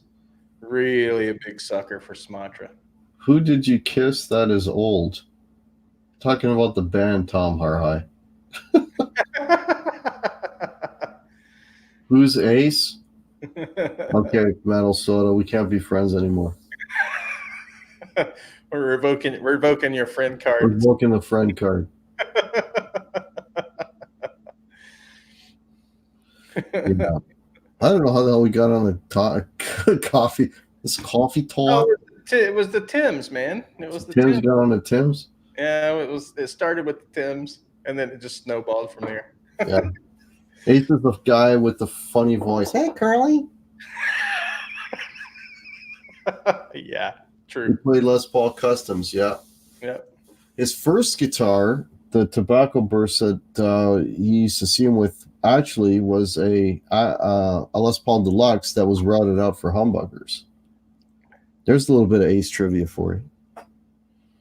Oh, it was a deluxe routed for humbuckers. Is that what you Yeah. said? That was a really popular mod back in the 70s. Yeah. Oh, I had a Deluxe in it. I was so tempted. Well, I mean, I was so tempted to just, you know what, screw this, man. Pop some humbuckers in this baby, but then it loses its resale value. right. Well, see, from 19, so Gibson reintroduces the Les Paul in 1968, right? Mm-hmm. They introduced two models, really, the custom and the deluxe, Mm-hmm. and that was it until about 1976, when they finally reintroduced. You could order a deluxe with humbucker routes. There are a few of those floating around, but it was a special order item, and I think you paid about 15% more, right, for that. But in 1976, Gibson brings back the standard as we know it, the two humbucker. Mm-hmm. So they had the custom basic model. I'm not talking about the special models. So they had always in production the custom, the standard, the deluxe, and of course various colors thereof. And then you get into the 2515s, and then the artists, and all this, the kind of, I'm going to call them specialty models that aren't necessarily the mainstream. So BB Mate said he had a 74 Deluxe and it was horrible. I had a 1980 Deluxe and I got rid of it. It was never that good. So I know what you're talking about. And I like I generally gravitate towards Norland era Gibsons. I mean, that's 74 right there. Yeah. 6-string Brian, his friend wants to sell him a 75 Gold Top for $3,000. If it's 75, it's probably going to be a deluxe. If it's a 75 Gold Top, it's going to be a deluxe. It's going to be a deluxe. Most likely. Mine had like such low profile frets on it too. Yeah, they're going to be. Yeah. So one thing to keep in mind, though, you can take those mini humbuckers out and put P90s in it. Think of their direct fit. The cavity's the same size. Yeah, he's already got one with P90s though. Yeah. Axis saw Kiss in 78 in Connecticut. That was it. Yeah. Yeah, he had that effect on a lot of people.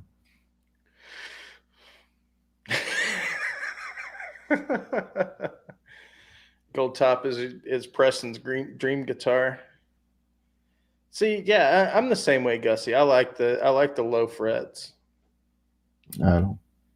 You just can't. I mean, you're not going to do big giant bends on them, right? The like anything much over a step and a half, you're not going to. They fret out. But other than that, I love the low. Yeah, Brian is saying it's a deluxe. Yeah. Yeah. Yeah. How much for that again? Three grand. $3,000, and that's Canadian money. I'm assuming it's Canadian. That's about right. Here you can get the same year deluxe. I mean, depends on what kind of condition it is. Sometimes they'll be $2,300 to $3,300, and that's US. So, that's not a bad price at all. Especially in Canadian money, that's not bad.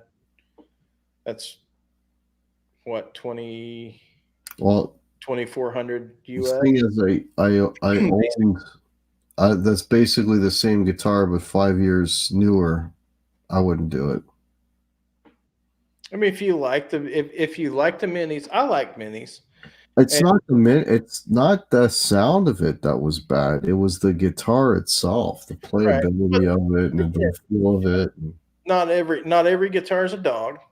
So, if it's a good one, right? You like the way it plays, you like the way it feels. I mean, that's a good price, dude. Yeah, you're like $2,000. That's a good deal, man. Yeah, 2,200, something like that, US. That's a good deal, man. Gussie Wells, Canadian play money. Canadian play money. I mean, that's like 250 US, but, I got that in my change drawer. like 250. Yeah, 250. 73, 335, and a 74. Oh, man. So there's a chance that my brother might be coming by for a visit on Monday. We have a holiday here on Monday. Oh, we do too. President's Day. Yeah, we call ours Family Day because we're Canadian. Oh, so you're celebrating our presidents too? Oh, that's cool, man. Yeah. Anyway, so he's going to bring me. He bought this guild that he says or Gretsch. Sorry, bought this Gretsch that he says I got to try. Okay. Really expensive Gretsch, like not an offshore Gretsch, like a US. Is a US? They're US made, right, Gretsch? Some of them are, yeah. The custom shop Gretches are US made. It's a high end Gretsch anyway, so he's bringing over for me to try. So we'll see. So I'll get to play a Gretsch, and he'll get to play Relic and hear these pickups and all that kind of stuff. So, sweet. Yeah, I should have him back on as a guest. Actually, you should, man. You should. Your brother was a cool guest, man. Yeah. Well, the thing is, it's like whenever we get talking gear, it goes on for hours. Yeah. Right. Yep. Yeah. Who was it? Somebody. Night Savage says, "Why are PRS owners always bragging about owning one?" As a PRS owner, I'm not. Well, first of all, thanks, Savage. I own the cheapest PRS you can buy. It's an SE. It was made in Indonesia. Why am I bragging about it? It's because the pickups in it are awesome. The ones I replaced the pickups with. Yes, it is not a T top, 10 top, big top, whatever. It's core model. It's the bare bones PRS. It's not a Paul's guitar. It's not a Paul's guitar. Wood Library Paul's guitar. No, this is like the cheapest one you can get, but it sounds great because the pickups in it are really good. That's funny. 2,000 Canadian is 2,200 US. Yeah, see, I don't like Axis. I have not run across a neck carve on a PRS that I liked. And I'll be honest with you, I'm not a huge fan of their pickups. I think they all are just none of them sound great. None of them make the short hairs on the back of my neck stand up. None of them they just they just aren't they just aren't anything special. And I get all blurry again.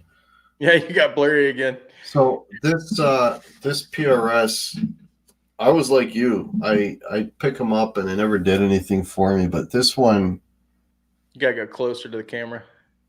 You gotta cover more of it up. There you go. Now try it. Nope, still didn't do it. but this one, yeah. I mean, I'll try them. Hey, I have no qualms about picking up a PRS, but I just have yet to find one that said, "Dude, you got to take me home." Yeah, I'm gonna shoot the camera off, Steve.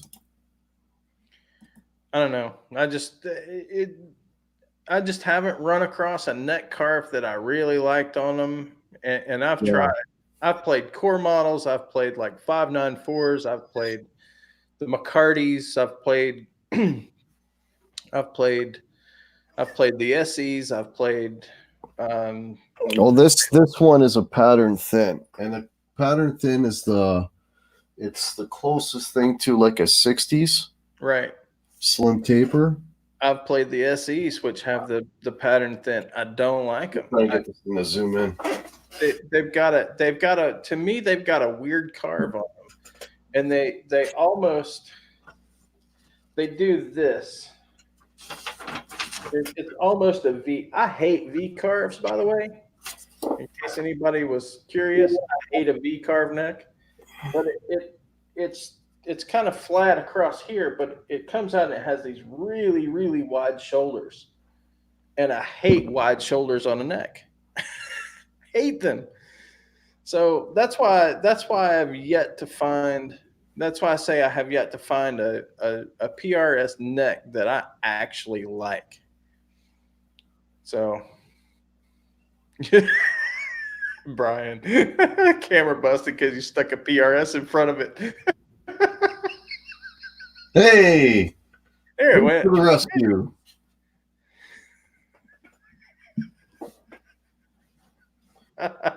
Actually, you know what? I mean, if you really want to go next level pretentious, Brian, you got to go PRS, man. That really is next level as far as pretentious goes, unless you start going vintage. Unless you start going vintage Gibson. Yeah, that's true. Gibson. I mean, your next evolution is going to be if you stay Gibson, your next evolution in pretentious Gibson is going to be a 1968 because that's the first year of reissue on a Les Paul. So that's going to set you back in US dollars. That's going to set you back about 10 to 12 grand. Then after that, then you've got to go back to like the 52, 53 gold tops, and those are going to set you back about 25 grand. Then you go to the 54, 55, and that's going to set you back 30 grand. And again, I'm talking US dollars. Then you get in the 56, 57, 50, 55, 56. Those are about 50. Then you get into the 57s. Now you're talking bucks. Now you're up over 100 grand. 58, yeah, you're in 200 grand land. 59s, you're in 2 and 3 and 400 grand land. 58, 59, 60. So it looks like Dogpa had a bad run-in with PRS. Headstock Harem never bonded with PRS. Yeah, neither did I, man. They never did anything for me. But when I started playing this cheap piece of crap, I actually liked it. So priced really spendy. That's exactly right. Yeah, priced really spendy, yeah. Yeah, and Harem, that's me too. I have never been able to bond with a PRS. You don't understand. Beautiful guitars. Don't get me wrong. I'm not knocking. I just can't bond with them. Oh, he stole your headstock, Dogpa? I don't understand what a Mira is supposed to be. Mira's kind of that in between, plain top, and painted bodies. Uh, yeah, I'm not real sure either, but from most of the mirrors I've seen, maybe you can enlighten us, Hack. The Mira. Hmm. I don't know. I personally the different model that he has that I prefer is the Vela. The Vela, yeah. Yeah, that's actually not a bad guitar. I love the way they sound. Again, it was a neck issue for me, but they Right. sound great. They're a Vela is its own thing. It's a really cool sounding guitar, actually. Okay. Was I drooling over that pick of the 52 gold top? I'm not a huge gold top guy. I don't mind gold tops, but they don't really, you I know, don't I don't like I'm more of a burst guy. I don't like the 52s and 53s. I don't like the trapeze The tail. trapeze, yeah, I was gonna say, yeah. They're a nightmare to keep in tune. I mean, just an absolute nightmare to keep in tune. So yeah, I'm not a big. The popular thing to do with 52s and 53s is conversions. And what they'll do is they'll take those 52s and 53s and they'll convert them into 59s. They'll route out. And if you want an old wood, if you buy into the wood thing, if you want an old wood, like 59 conversion, you can save yourself a pile of money by buying a 52 or 53 conversion, or even a junior conversion. So what I want to know, if you've got a 59 guitar, Mm-hmm. is that tree dead? Oh, it's way dead, man. Is it dead? It's dead. It's dead, Jim. It doesn't need to breathe anymore. No.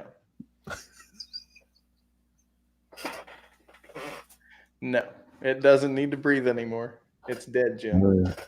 Take your word for it. 57, it would be only black. The white didn't come around until 74, I think, Brian, is the first year I remember that I know of that they were putting the Arctic White on Les Paul Customs. I could be wrong. It could have been 72 or 73, but you don't see many earlier than 74 in the Arctic White. Hey, there's Jack Daniels, 10101. Hey, Jack, how's it going? Good to Move see you, from man. Canada to Florida and see if it moves.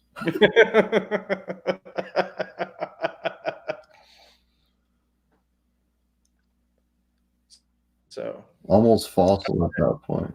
Well, 60 go. custom would have been an SG body style custom, and it would have been a 3 pickup. I hate 3 pickups, man. Technically SG custom.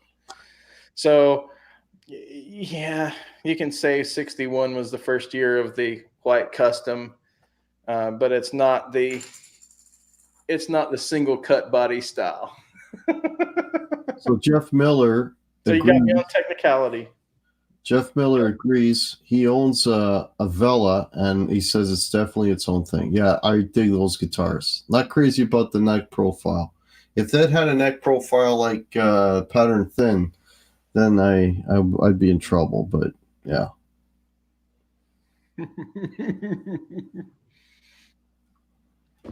My wild name is Hard Woodrow. That's awesome. Wow. World of Warcraft. Why will someone make a guitar out of granite? Didn't Fred Flintstone play a granite guitar? Was it the Wayouts? Didn't they play? Anybody remember Flintstones? Oh, you remember the hard rock? The Les Paul Stones? Did they play? Sorry? You remember the hard rock Les Pauls, right? From like 20, was it 15, 16?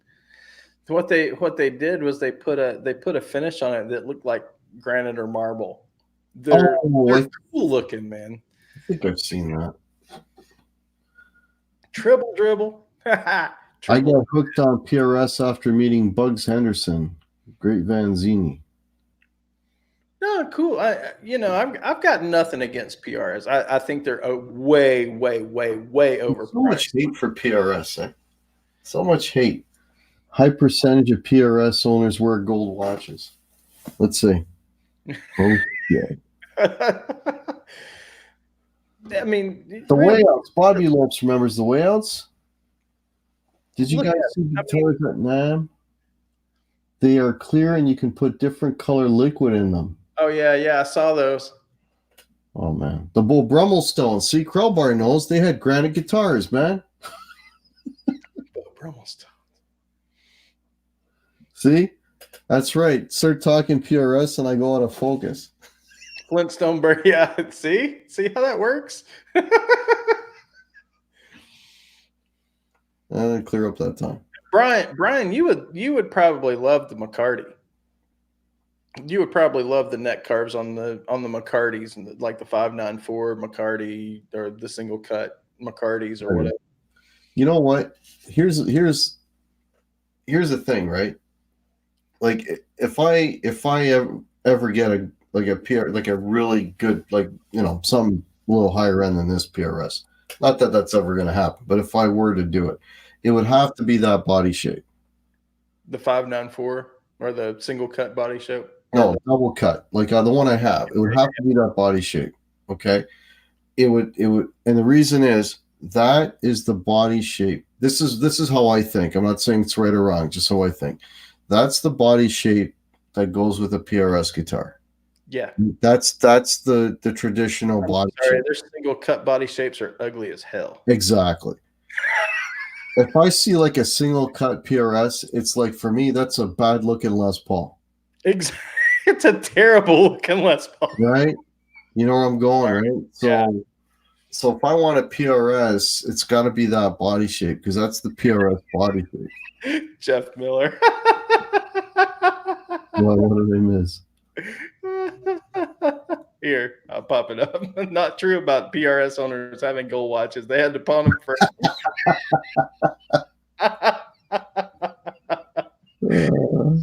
Oh man, that's funny. That was a good one. But no, I mean, let's look at it.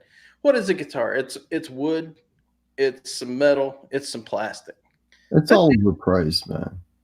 Huh? They're all overpriced. Every one of them. Gibsons are way overpriced. Fenders are extremely overpriced. I mean, especially you start looking in the custom shop stuff. In any of the custom shop stuff, it's so ridiculously overpriced. Here's how stupid it is, okay? And Aaron Cram agrees with me. Thanks, buddy. Here's the stupid part.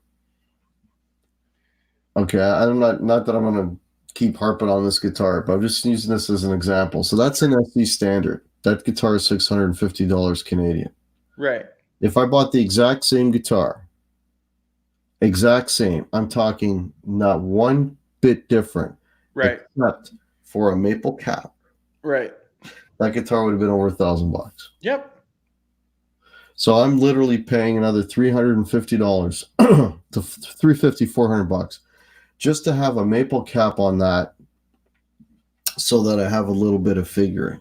Right. Now, does that maple cap, does that 1/4 inch? Not even close. Worth $400, and the paint job that goes over top of that?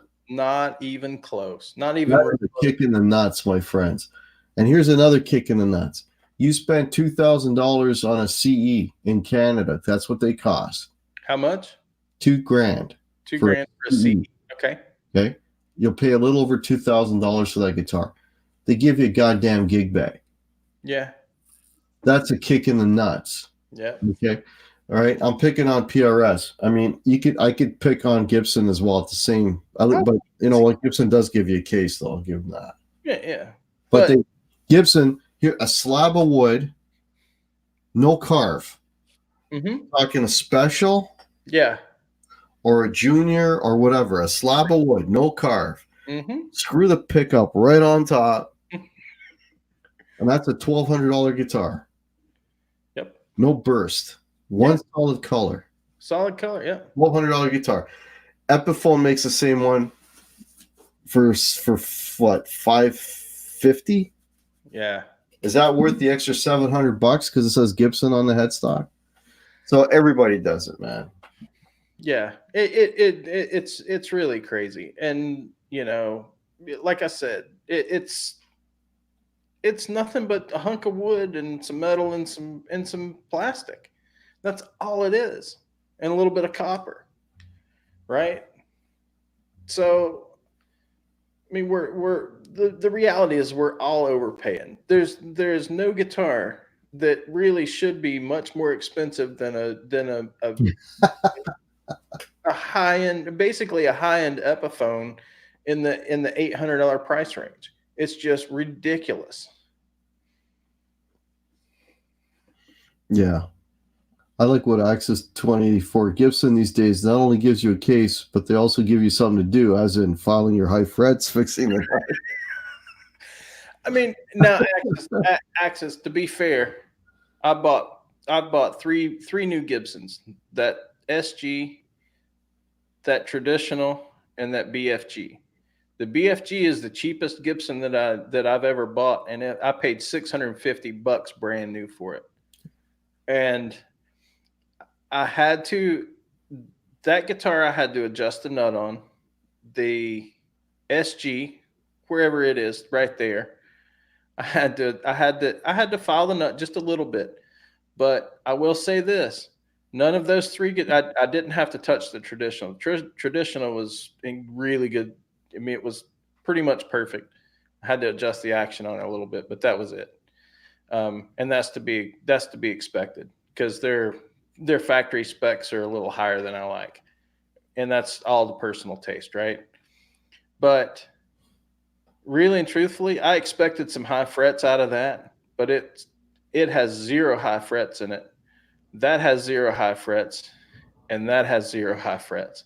So, and a lot of the ones that I've played, even new, in the stores or whatever, have been good. The action's been a little bit high, but for my personal taste. But you know,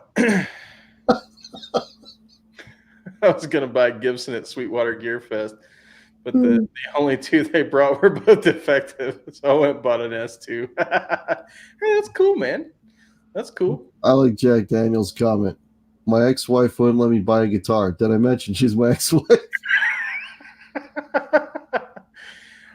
I'm a lucky soul because my wife had bought me that guitar, and she bought me that. That was my 41st birthday present.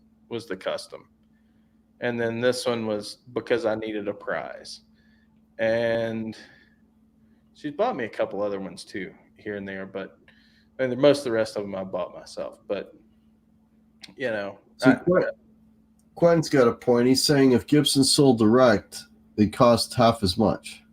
Absolutely, they would cost literally 50% less. Absolutely. But Gibson uses wood from trees that were rubbed against by Sasquatch.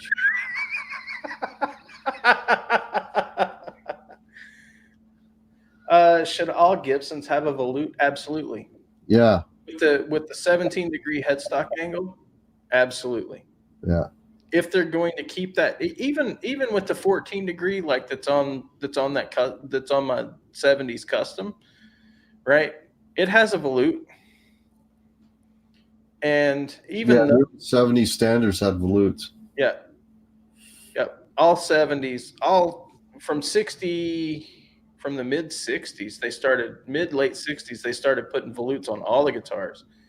And up until about 1982, you really start seeing the volutes start to disappear. So in that time, every one of those guitars had volutes. And you still see headstock repairs because people are kind of stupid, and they lean them up against an amplifier. Somebody kicks them over, they fall in the headstock, and anytime you have a tilt back. The only reason I bring, like, when I do shows, when I gig, I always bring a guitar stand. It's part of my thing. I bring it, I put it on the stage because I don't want that to happen. Yeah. Oh, yep. John Harden is here. Hey, John Harden, how's it going? You have the sawmill near me buying an ash or poplar body blank and a hard maple board big enough to make 3 necks for about $60. Yeah, exactly, John. Exactly. That's what I'm trying to say.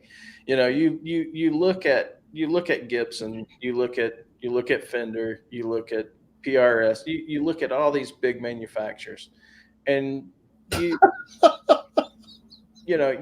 start adding up the cost of these woods and these materials, and it's pennies on the dollar. You're Jeff Miller. The Yeti tone wood is sought out.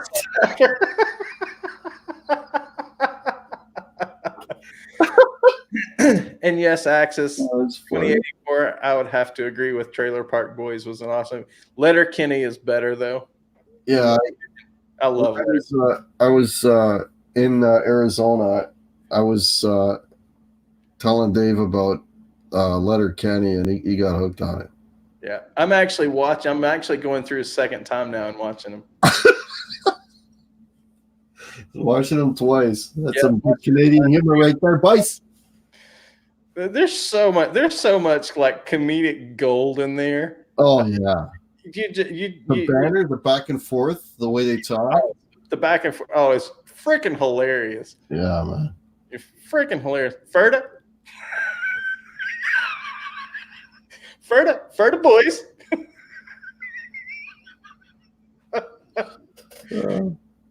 So you're standing next to the urinal? Next to the guy in the urinal? Yeah. Keep your eye on your work, Super Chief. Keep your eyes on your own work, Super Chief. Oh, God.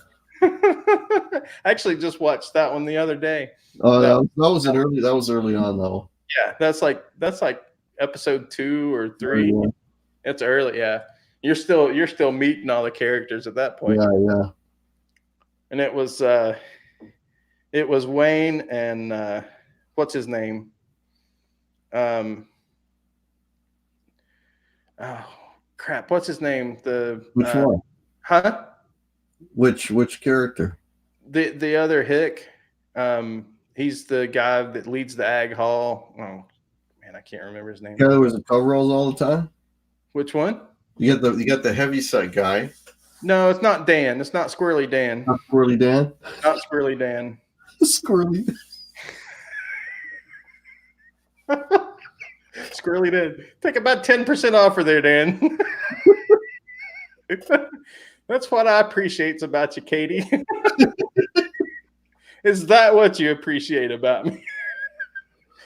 Good show, man. Wayne, there, I said it. Oh, too fat.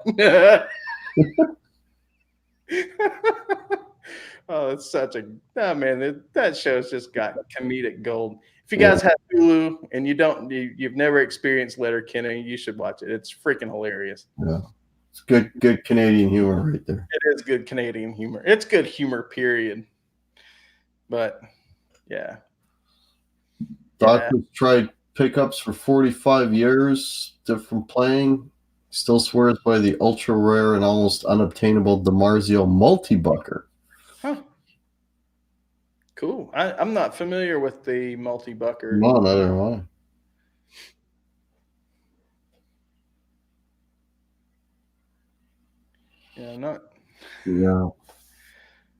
Not familiar with that one at all.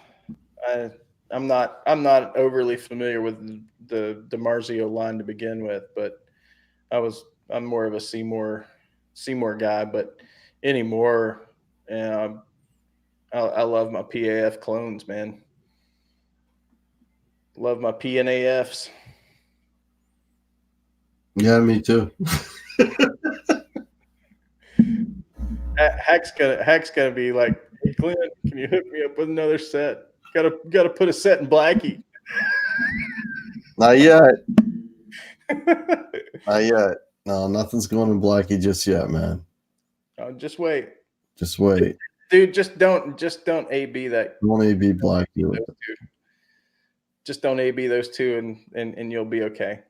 Oh, Mitch is Heyman. I missed what you did. So, Mitch, I did exactly what you guys said. So, what I did with the mixer is I grabbed a different USB cable. I went into a different port on the computer, and boom! All of a sudden, it recognized it, and now I got the mixer going direct into the computer, and I'm actually able to use the mixer function. So, I was playing around with it before we went on.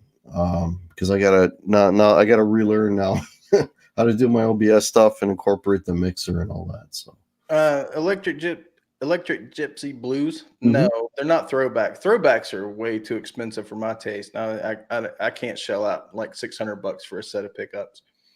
But no, these are P&AFs. They're Guitar Bazaar, QA guitars. Glenn, if you've seen him in the chat, Guitar Bazaar. He winds like that set of. Why can't I get it to move right? So let me just say something to be clear in case. Just to be very transparent, right? Like Dave bought those guitars from Glenn. Absolutely. I bought the pickups from Glenn. Yep. We're not saying they're great because he gave them to us free so that we tell everybody how great they are. That's not the case. No, absolutely not the case. I bought the damn things. Yeah. And I'm telling you they're great because they're great, not because I got them for free and he's not paying me to say that they're great. Like, let me just make that really, really clear, because sometimes I'm thinking, like, maybe people are thinking, hey, man, this guy's getting this shit for free. No, I'm not. I can show you the receipt. I bought this guitar with my own money. This is the Angel. This is the QA Angel, and this was the first set of P&AFs that I encountered. Guitar Bazaar, guitarbazaar.net. Here, I'll drop a link here so you guys can go to the website. And I'll say the same thing about, you hear me go on and on about Lawrence Petros pedals. Same thing. That javelina that Dave is going to send me, I bought that. I'm not getting pedals for free. I'm telling you they're good because they're good. I'm just trying to help, pass on the knowledge, right? Right. And I'm not a big enough channel for people to send me free shit. No. Yeah, it's not happening. I've over the course of time, I've developed a relationship with Glenn and at Guitar Bazaar, right? And because I've purchased that guitar. I bought a shit ton from Glenn, man. I bought 2 sets of pickups. Again, basically the same deal you guys get is what I paid for two sets of pickups, and I bought a guitar from him.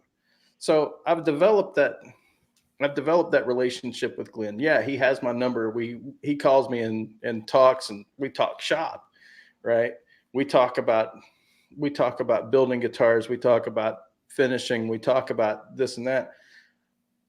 I have more experience with finishes than Glenn has had. So, he calls me and says, "Hey, how should I do this finish? What should I do?" And I tell him, and so it's a mutual relationship. Now, at this point, he's like, okay, I've got a new set of pickups I'm working on. I'll let you check them out. That's fine. That's cool. Right. But I'm going to be honest. I'm not a shill. I'm not for hire. Right. So that's just me. So yeah, every one of those pickups that I've put in from Glenn from Guitar Bazaar, I've paid for.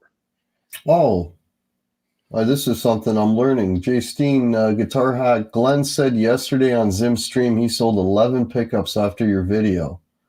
And he needs to wind more. He had 6 sets made now. That's awesome. Good for Glenn. Yeah. Well, I talked to him. I talked to him on Friday. He called me. He's like, he's like, dude, thanks for, thanks for talking me up. And I'm like, well, I, what am I going to do? Am I going to say they suck when I love them? No. I'm going to be honest. I'm going to tell you they sound freaking great. Yeah. So, and I've been saying they sound great for months. And it's just like what I said in what I put in your stream hack the other night. It's like, now you see what I've been saying for months. You see it for yourself. Well, I mean, and I told the story on my show on Thursday. The guy who put them in my guitar, when I went to pick up my guitar, first thing out of his mouth is, "Where did you get these pickups?" Right. And then when I wanted to try the guitar in the store before I left, he came with me because he wanted to hear them through different amps. Right. That happened. I'm not making that shit up. So, yeah, I mean, that's a guy who works with guitars and has heard a million pickups. So he's an older guy, right? Yep. Daryl, right? So, Yep. it's cool. It's cool. Yeah. It is. Yeah, I just don't want to be buying any more of Glenn pickups because it's going to be a little bit expensive. But Well, yeah, it's not. I mean, they're not cheap. They're not cheap. They're not unobtainable. It's not like buying a set of throwbacks. It's going to cost you, $600 US for a set of throwbacks. Well, keep in mind, they're not, for me, they're expensive because I'm in Canada. So Right. I had to pay Glenn for the pickups, and then I had to pay for the shipping as well, right? Sure. And with the dollar exchange, they Right. weren't cheap. Right. So. But even still, I mean, even me being local, and I go meet Glenn at Zim's or whatever, and Yeah. pick stuff up, right? So I don't have to pay the shipping, which is fine, But I still, I'm still paying $200 or more a set, Mm. and but if you look at it on the whole, that's not a, a terribly expensive set of pickups. No. On the whole, that's not for what they are. That's a really good set of pickups for the price. Yeah. Yeah. And I hate to use that term for the price because they're just a really great set of pickups. Yeah. And it'll do whatever you want. If you want a hot set, he'll wind you a hot set. Mm-hmm. If you want A5 magnets instead of A2s or A3s, he'll do whatever you want. And to have somebody like that. Good night, Bobby Lopes. Just going to bed. Hey, Bobby, have a good night, buddy. Thanks for coming and hanging out with us tonight. But to have somebody that's willing to do that for you is pretty amazing. Yeah, he made me the bridge on the P90 bridge. Okay, now that one, again, being honest, the humbuckers for the PRS I paid for, the P90 for the bridge when he was on my show last December.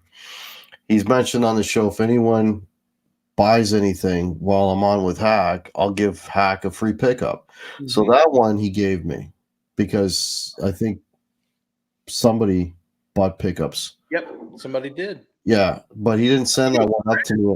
Brad Miller didn't send that one up until I bought the other pair. Do what?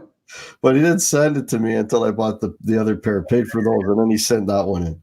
Right. But anyways, but that's okay. So I got them. Okay. Check on his website. Here's what you do. Go on guitarbazaar.net, and there's a contact link. There's an email link there. Send Glenn an email and let him know that you heard about him through us, through me and Hack, and ask him. Just ask him. He's like, what can you do on a set of P90s? Yeah.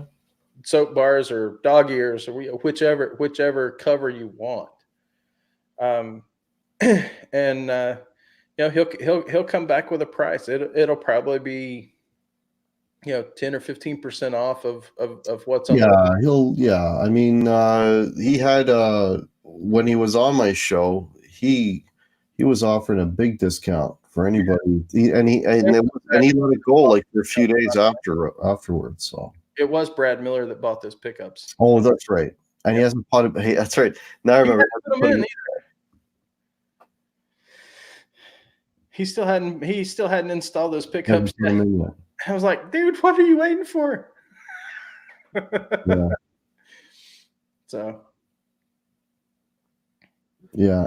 Cool. And you know what? The same thing could be said for Lawrence. So, and I told this story on my show. Like, I was having problems with lead boosts, dirty lead boosts.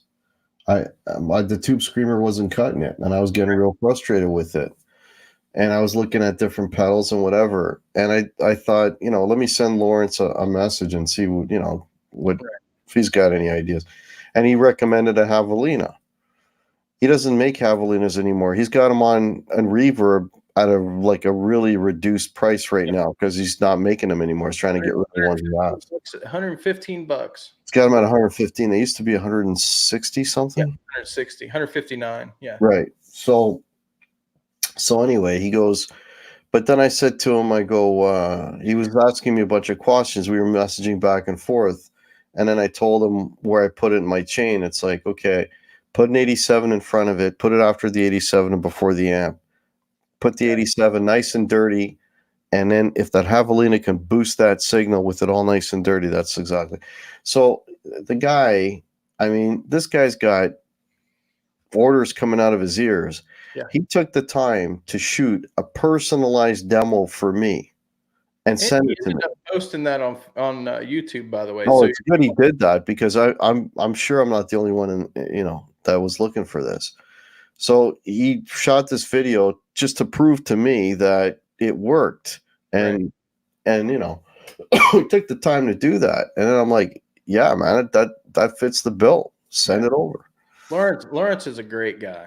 So there you go. I mean, and I'm fortunate enough that A, he's my guitar teacher, and B, the fact that I get to see him every week and hang out with him for a little while and talk and shoot the breeze with him. And hang on, Dave, can you put the link? Headstock Hiram can't find guitar. Oh, you know why you're spelling it wrong? It's Bazaar.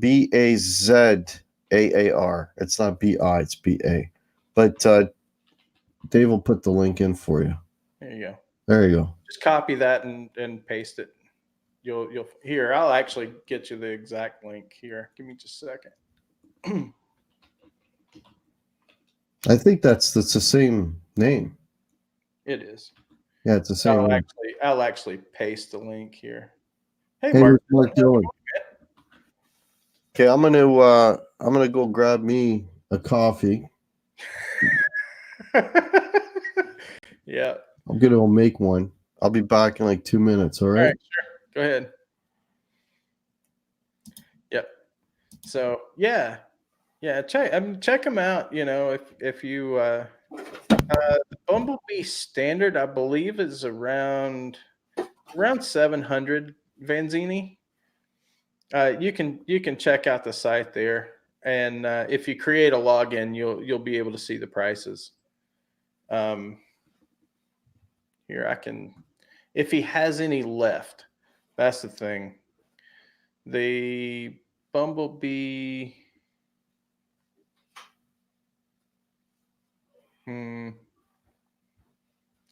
Yeah, again, just shoot it. Just go to the website and shoot him an email and ask him. I'm sure he's willing to make a deal to get rid of those Vanzini, because he's got the couple of new body styles coming out for this year. He's working on. So yeah, just shoot him an email and let him know.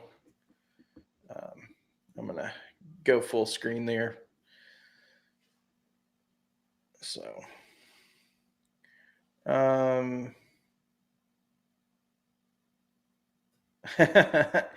access, absolutely. It shouldn't matter how what to get. If you can play it and make it sound good, All right, Q. Take care, buddy. Enjoy Lost in Space, man. Thanks for hanging out with us tonight. So, yeah, there you go. And it like me, I'm not really in the I'm not in this to flip guitars or to make a lot of money or anything like that. I mean, that's my most expensive guitar by far, you know. But there's a reason why I wanted that custom. So, and the very first real guitar I ever played was a 68 custom. I couldn't afford a 68 custom. So that was that was close enough. So yeah, I'm pretty much, yeah. I've got I had four guitars at Dane's to sell, and now I've got three. And I was just down there today, so um, yeah, I'm not trying to flip guitars. I'm not trying to make a business out of moving guitars around. That's just not my thing. So yeah, just keep them playable forever. That's that's kind of where I'm at. So there you go, Axis. Yeah, and it's funny what a lot of people don't understand is pickup placement, where the pickup is located to the bridge, and the height, the the tilt of it is more about the sound than anything else is. So if you look at an SG compared to a Les Paul, people ask, well, why does an SG sound different than a Les Paul? And you can give all sorts of answers. But I'll tell you the two biggest factors. It's where the neck pickup is and where the bridge pickup is. The neck pickup is on a on an SG is set almost three-quarters of an inch back, closer to the bridge than a Les Paul is. If you line them up nut to nut and basically bridge to bridge, and you look and see where those pickups are placed, they're placed in two very different places. The bridge pickup on an SG is about a quarter inch back. So yeah, it's gonna sound different. SG guitars feel long and longer reach. Mm, I don't notice that very much at all. Um, what I what one thing I like about the SG over a Les Paul, truthfully, is the access to the upper frets. You've got a lot more access on an SG than you do on a Les Paul. So, um, exactly, access. You're exactly right. Guitar is a tool, and just because somebody has a more expensive tool doesn't make them a master carpenter. That's right, man. You're absolutely right. Yep. And yeah, pickup plate. People just don't realize that how important pickup placement really is to the overall sound of the guitar. Absolutely, Axis. SGs are lighter. Let's call. They're easier to play. At least in my opinion, they're a lot easier to play. Um, and yeah, the tolerances and pots and and all the electronics absolutely will will change the sound. And pickups, right? You know, you're never going to have two pickups that are exactly the same or sound exactly the same. And because of you look at that. You look at that 42 gauge wire or that 43 gauge wire if it's a single coil, 42 on a humbucker generally. You know, you start or 43 on like overwound super hot humbuckers, right? You look at that wire and you look at it because it's an extruded wire, so there's going to be variances in the wire. It's not so perfectly extruded that every inch of the wire is exactly the same. There's small variances in it, and you know every pickup's not wound with the exact same variances of wire. So that's where you get Sure. variance from pickup to pickup. You get variances from pot to pot. You get variances from cap to cap. And even into the wires that you're using for the pickup wires for the hookup wires, to the output jack to the switch. There's all these variances, and yeah, it's true. No two guitars are ever going to sound exactly the same. No, they can't. Can No, they can't. like I said, Yeah, just like you got, I mean, just using a pot, like just a potentiometer, which is like your volume or your tone, you're looking at plus minus 20% on on those pots, right? on a 500K pot. So, like That's huge. that is huge. And the thing is, especially with the tone pot, because that's your filter. Mhm. That variance is going to mean that your tone pot is going to react differently on every single guitar. It's not going to be identical on any of them. And even so, when I repotted, when I put these pickups in the custom, I bought a set of 5% tolerance pots. All four, they're all within 5%. And even so, the hottest pot in that guitar is 523K. The lowest is 513. No, 508. So they're really close tolerances, right? I mean, super close together as far as what they read. But you'd have to completely recreate that exact same thing in another guitar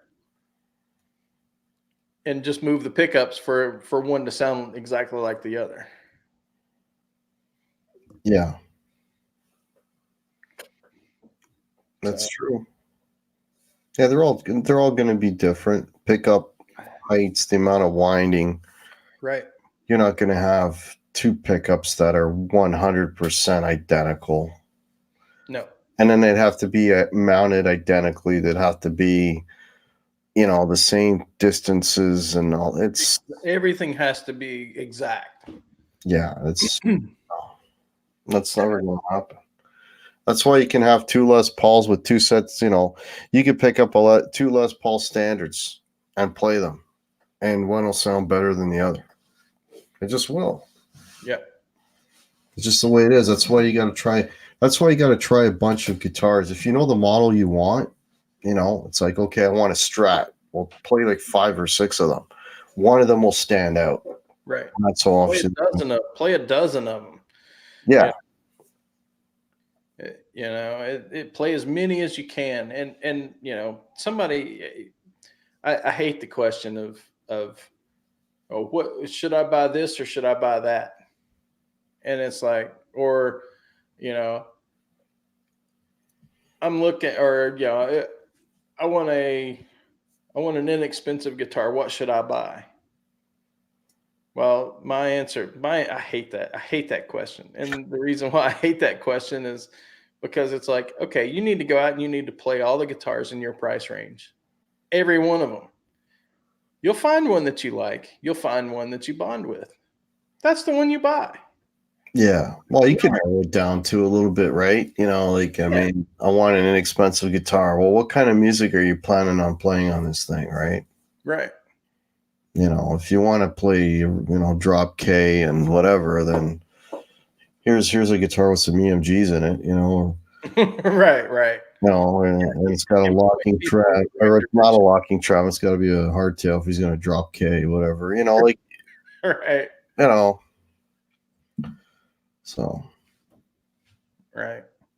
And I not to single you out, Barefoot, but I absolutely detest the qualifier for the price. I hate that qualifier because it's either good or it isn't, right? That it doesn't matter what the price is. It either is or it isn't. That's why I hate that qualifier. But no, I understand what you're trying to say. But at the same time, it's Crowbar wants to play polkas. What pickups do you suggest? The one that comes with cabbage rolls and coffee. That's the one I suggest.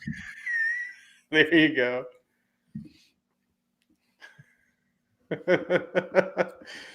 Let's see. Yeah. And Aaron Cram, yeah, exactly, man. And playing, as far as playing goes, dude, some days are better than others, man. At least with me, I'm not a professional player. I'm not, I'm not playing from the time I get up till the time I go to bed. I just have other things to do. I wish I had that kind of time, but and some days for me are just better than others. Some days I can play pretty decent. Other days I just play like total crap. Yeah. Everybody has bad and good and bad guitar days, and and then that thing about I did a show about this a couple of weeks ago, like how how good should I be, or do I play well enough, or I call it something like that. And it's that whole thing where people beat themselves up like, I'm never going to be as good as Nuno Betancourt. Yeah, because that's his job. What do? I bet you he can't do what you do. Right, exactly. You got to put shit in perspective, man. It's like, these guys live, breathe, eat, and shit music, and they can, and because that's their living. Exactly. They should be doing that, right? Absolutely. So, you play the best you can for your circumstance, right? Right. You get out what you put in, and it's limited what you could put in because it's not your livelihood. So, yep, exactly. And of course, like I made that statement of, you absolutely get out what you put in. The more time you put in, the better you're going to be.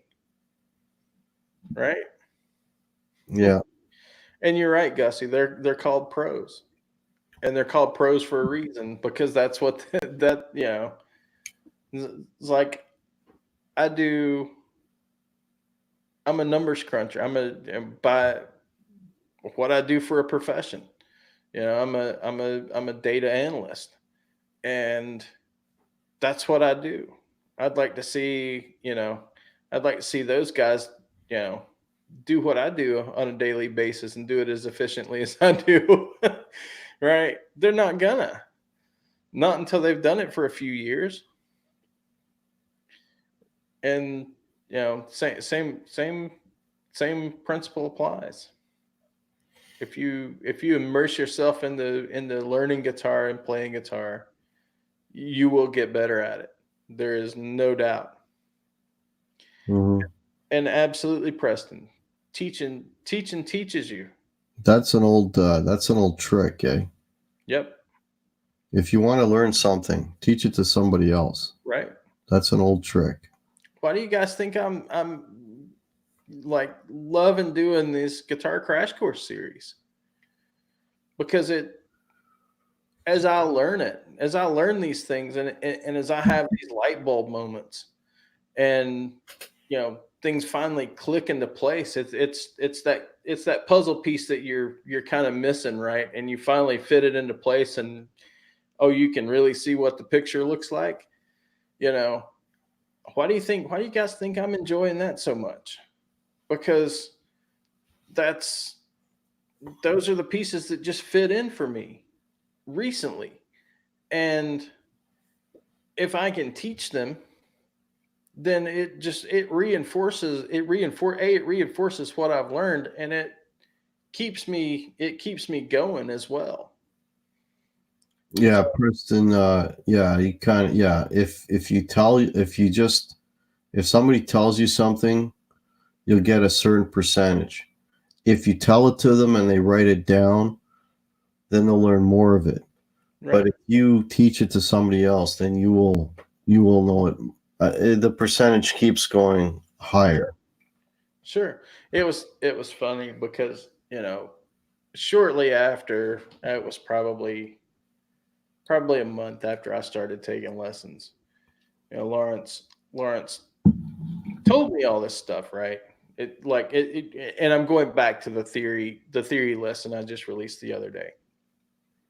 And he's like, this is how it works, right? And I'm like, okay. And probably 3 weeks before I released that, or 3 or 4 weeks before I released that theory lesson. So a month and a half ago, it finally clicked.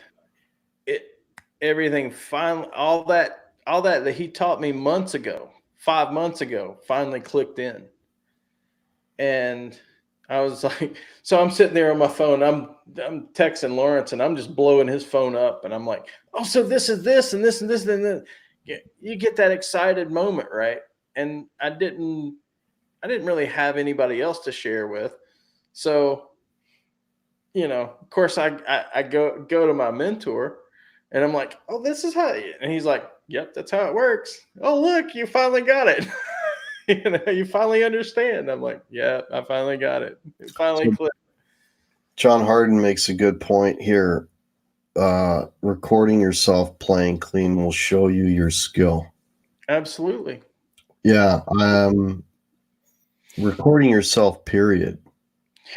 That's when you'll see what your tendencies are. Mm-hmm. Where your comfort zones are, because you'll do the same thing every time. Right. And that's a great tool to use to kind of break out of a comfort zone, is by doing that. And playing clean. I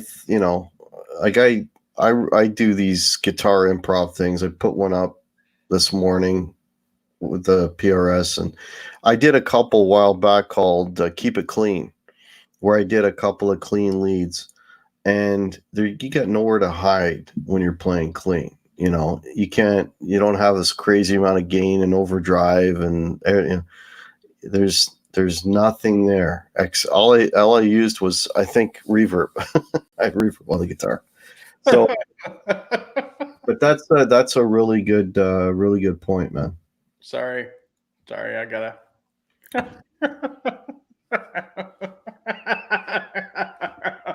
That could be very well true. Somebody was saying, well, Dank Savage, I can't speak Japanese, so if I teach it, I can be a sushi chef. Right. But yeah, those light bulb moments, and I saw a couple of guys talking about it. That's what I call them, light bulb moments, the aha moments, the epiphany moments. Those are priceless. And I know, because I enjoy teaching stuff too. And not to toot my own horn, but I feel like I have a bit of a gift for teaching. And to see somebody get that aha moment, that a light bulb moment, that epiphany moment is gold, at least to me. When somebody says, "Oh man, now I understand it." Oh, that's cool. That's super cool. Now I get it, and whatever. To me, that's absolute gold. And and I'm hoping it's that way with like Lawrence and other teachers as well, because that's what we live for. to watch that light bulb go off and say, you know, oh wow. So Yeah, John, you're not alone. When I listen to myself play back and I hear all those pitchy bends and bum notes, I get a little sick to my stomach too. I'm the same way. I'm the same way. And it pushes me to be better the next time. Yeah. Absolutely pushes me to be better the next time. And you know, funny, oddly enough, I hate watching myself. Hate watching myself. But when I do a stream, a couple days later, I'll go back and at least listen to it and listen to how I played and you know how it sounded, that kind of thing. Um, and it's enlightening. It's very enlightening. So because when you're there doing it like a lot like with me on a live stream and I'm sure Hack you can attest to this too. You know, you're thinking, you know, you're in the moment, right? You're just in there in the moment and you're doing whatever you're doing, and then you Mm. come back and listen to it and it's like, oh man, that sucked, or oh that was pretty good, or you know, whatever. Oh yeah. I mean, there's better ones and there's shittier ones, and yeah. Absolutely. But I don't go back and try and fix them. If there's a bum note in there, there's a bum note in there. That's just the way it's gonna go. And that's why I like doing that's why I like live streams. At least me personally, that's why I like doing live streams. You guys get to see the warts and all. Oh Yeah. man. You're not seeing a produced thing where I've cut and I've done, you know, 50 takes to get it right. No. If you watch some of my early videos where I'm doing you know, like the Pink Floyd solo covers, that kind of thing. Man, there's some of those took like 25, 30 takes. Not gonna lie. Not gonna cover that up. It took a long time and it was a lot of editing and it was painful. You know Not what? an editor in any way, shape, or form. It messes me up, but like, and I was talking to like the show I did on Thursday. Oh my god, it's like I'd never picked up a guitar in my life. I'm like, what the hell? You know, there's what I don't get. Like I've been doing this now for over a year, whatever. I'll go play a gig. I'll play 45 songs in a night. I won't even bat an eye. I Right. try to play a couple of riffs on a live stream. It's like I've never touched a guitar in my life. But if I record an improv, I can play it no problem. Right? That's funny, man. So That's if somebody watches my live stream, right, from Thursday, for example, they're going to say, "Man, this guy is a hack. This guy really sucks." And then they'll watch what I posted this morning. It's like, well, he's still a hack, but not that much of a hack, right? Or they'll go see me with the live band. They'll go, "Well, he's even less of a hack than I thought he was." You know what I mean? right. I don't know. I still don't. You know, I mean, that's why I hate playing on my live streams, because I always play like a friggin' shit. but let's be honest, man. It takes, you know, and I know again you can attest to this. It takes a lot of guts to put yourself out on YouTube, Oh yeah. like you know, like what a lot of us do, right? Any of us that are making content and putting our stuff out, you know, it it's a lot of guts, man. It's a lot of exposure. It's really uncomfortable at first. But I will say this. For the most part, the community that we have It's is awesome. great. You guys absolutely rock. You know, I look, I'm my own worst critic. And you know, I'm never ever you're never ever rarely ever going to hear me toot my own horn about anything Mm, because that's just the way I am. yeah, me too. And you know, but you guys are great. And you guys are always supportive, you know, at least for the most part. I mean, yeah, every once in a while there's a, you know, there's Yeah. somebody that has something to say that we'll say can't necessarily back it up. Right. But Yeah, you you, got you know what you know what I'm referring the to. biggest critics are the ones that won't have one video up of Right. themselves. Yeah, Right. there's a Yeah. lot. If you want to throw some critiques out, I'm all for critiques. Look, be honest, man. Yeah, don't be pulling my chain. Look, I know I'm not a good guitar player, but you know, don't you don't have to. I've got pretty thick skin, right? But don't hide behind anonymity to call me out, right? That's all I'm saying about that. No, thank you, Axis. I disagree with you respectfully, but thank you very much. Yeah. Yeah, and Preston, exactly. I'm a big fan of constructive criticism. Hey, man, if you try this or try that, absolutely. Look, if you see I'm doing something, if I'm doing something I could do better, hey, let me know, man. One of the first criticisms I got was from Quentin James. He's like, "How come you only bend with one finger?" I'm like, "You know what? You're right." And ever since then, I've tried to correct that and bend with fingers in front of the bend to support the other fingers. Exactly. So that's good. Yep. That's good criticism. And of course, that also gives you better control in your vibrato and on your bend. And it works. Absolutely. Yeah. So that's cool. That's cool. Yeah, I mean things like that, little tips and I'll take that from him because he can play circles around me. Oh, Quinn's a great. He's good. He's really good. He's, again, Meryl J. Thanks for coming and hanging out, and appreciate you. And have a good night as Have a well. good night, man. Thanks for coming out. Oh, that's awesome, Preston. That is awesome. That's cool, I man. appreciate that. Thank you. So, and Zach, thank you as well. All right, buddy. We'll do, man. It's an old hat, man. But look, I showered today. I didn't comb my hair, or well, I did kind of brush it and then threw a hat on it. So, Zach was here. And the shirt, dude, this shirt's about as comfortable as shirts get, brother. I was working on it, man. I was working on it. Ever since then, Hack bends with more than one finger and gives Quentin one finger. Yeah, he gives Quentin that finger and bends with these.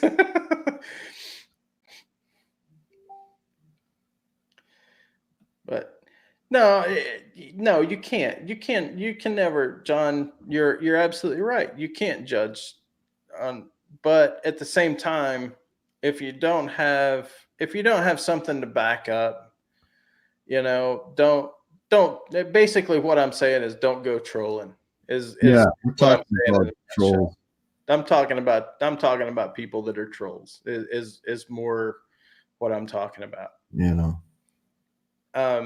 People that don't have any business criticizing other people. Right. In other words, constructive criticism is cool, but don't be an asshole, right? Mm-hmm. I mean, well, I'll just come out and say it. Just don't be an asshole. That's all. Yeah. That's all.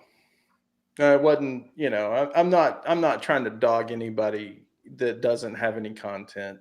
That's not what I'm trying to do. It's the people. Yeah, exactly, Preston. There's a difference. Yeah.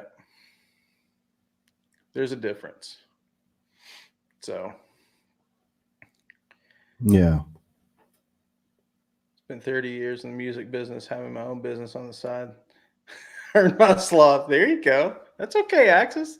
There's nothing wrong with being a. Hey. And Tom, you're right. Don't be the whole ass either.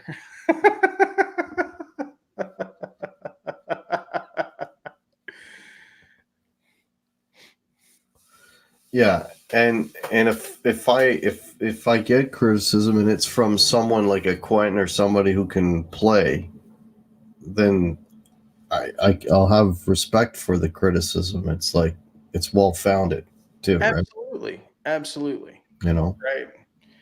You know, and that's a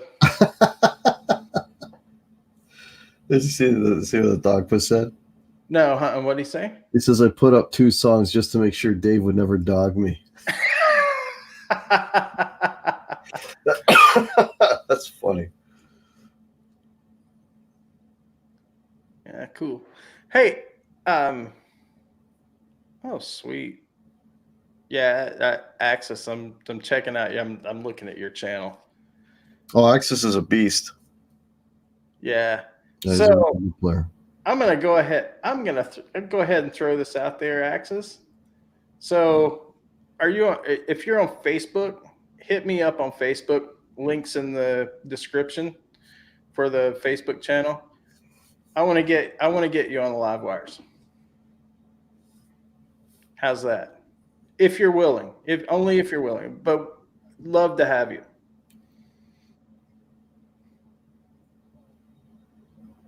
Can't stand Facebook. Okay.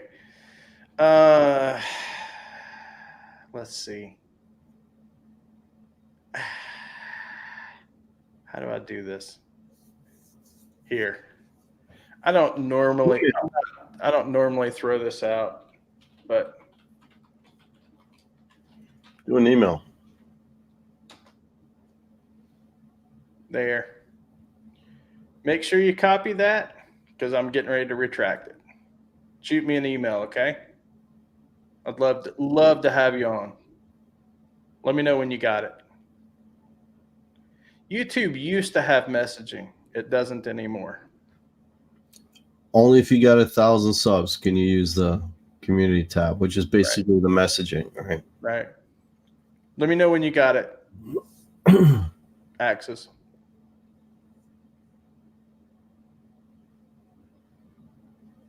I think everybody else does too, but I trust you guys. All right. He's got it. There you go. All right. Yeah, shoot me an email, man. We'd love to get you on. Dogpa's gonna sell your email. Yeah, kind of figured.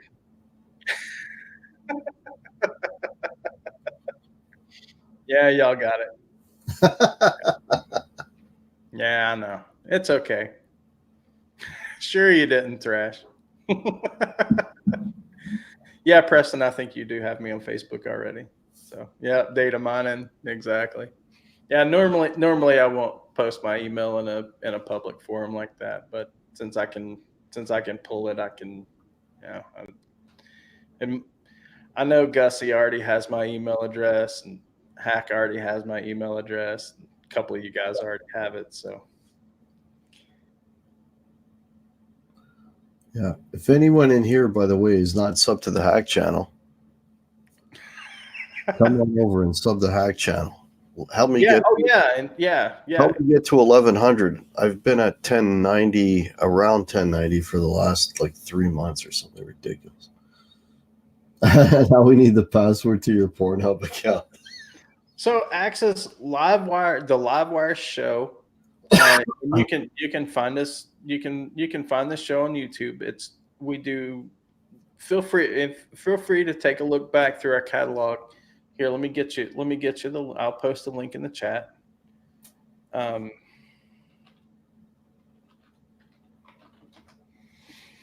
We do a weekly show, and we try to have a guest every week, and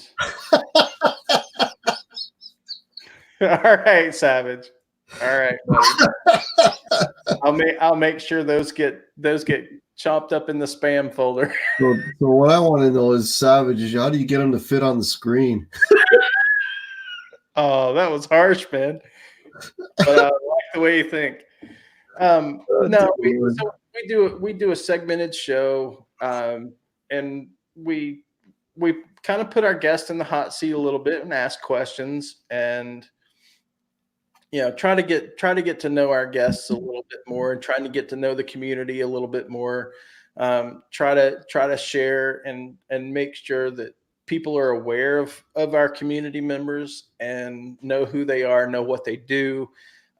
We try to get our guests to pick 2 or 3 of their guitars and do a little show and tell every week, and then we have some fun bits and kind of thing. I do the Red Hots, and what I do is I search YouTube, or not YouTube, but I search Reverb for good deals and different guitars. I try to show something new that I haven't. Can you throw my channel in there? Aaron Cram is saying he needs to. I thought he was one of my subs. Maybe not. Yeah, I can get you. Throw my link in there. I'm pretty sure. You can throw your link in too. Can I? Channel. I don't think I can. Yeah, you can. Mods can throw links. Oh, I'm not on the. I'm on the thing. I'm on the StreamYard. I'm not on the YouTube. I got you, man. No worries. Because I'm afraid to mess this up. Oh yeah. I got you though. So if you guys aren't subbed to Guitar Hack, please do. He's not only is he my buddy, he's a cool dude, and he can actually play. Like me, he can actually play. I'm a hack. I'm a hack, and I'm okay. And I'm okay. It's on my t-shirts. So, damn, focus. Yeah. No, Hack's a cool dude, and he actually spent time at my house here back in when was that, October? Yeah. Access, exactly, of Fret Stumbler. And I saw a couple songs in your playlist that I'm gonna have to absolutely watch, especially the Working for MCA. I'm a huge Leonard Skinner fan, if you didn't already know. So let me Access 2084 is saying he got unsub from my channel. And I noticed that.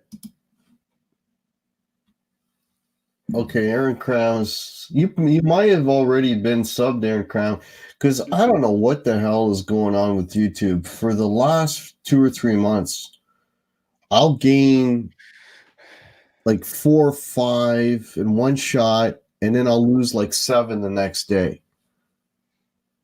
Like that can't be right. It's a weird thing, man. With the YouTube, I've been sitting between 1080 and 1090. Oh man, like from like since December of last year. I know. Right? Dude, I hit 1,000 on my birthday. That was October 24th. I've gained 90 subs since October of last year. Wow. Right? Even last month I gained 8. Well, Krell's saying he has to constantly resub to a lot of channels. Yeah, I think a lot of Gussie Wells saying him too. Yeah. I've lost many channels since Thanksgiving. Yeah, there's something going on, man. I mean, like, I look at my channel and I'm sitting at 318. I don't care. Yeah, I'm not. He's got to keep resubbing to channels. Yeah, I mean, what I'm saying. I mean, I don't normally watch my sub count. It's not, it's not something that I, focus on. I did because I wanted the 1,000. Now that I have 1,000, I couldn't give a rat's ass. Oh. Because I'm never going to beat 10,000 or 100,000 or any of that. So I'm fine with that. So I mean, I do this because it's fun. because I enjoy it, and I enjoy hanging out with you. I enjoy hanging out with Brian. I enjoy hanging out with, with whoever else. It's just it's a lot of fun for me. I do this for fun. It's a secondary hobby, Yeah. right? Even tertiary hobby. So yeah, Great Vanzini said he got unsubbed from Steve from Boston for 3 weeks before he realized it. Yeah. Mm. I mean, yeah, YouTube does some weird crap, man. But yeah, Access, shoot me an email, and if you're interested, we'll get you hooked up. We'll get you on the schedule, if that's okay. If that's okay with you, Wednesday nights, 9 p.m. Eastern time. We try to run about an hour and a half, so 9 to about 10:30 p.m. Eastern time. So I'm not sure what part of the country you live in or what part of the world you live in, but love to have you as a guest, man. So, and that goes for any of you guys that are, in the chat, and you guys have, and that is one of our criteria for guests on our show is, we'd love for you to have some content, so we have something to talk about, right? Mm-hmm. So, well, you know what? I think I've been watching a lot of Great Vanzini stuff. Great Vanzini, okay. Yeah, so Great Vanzini, let me know if you want to be on the Hack Show. I'd love to have you on. Yeah. He's been posting a lot lately, and I've been watching, and it's been cool.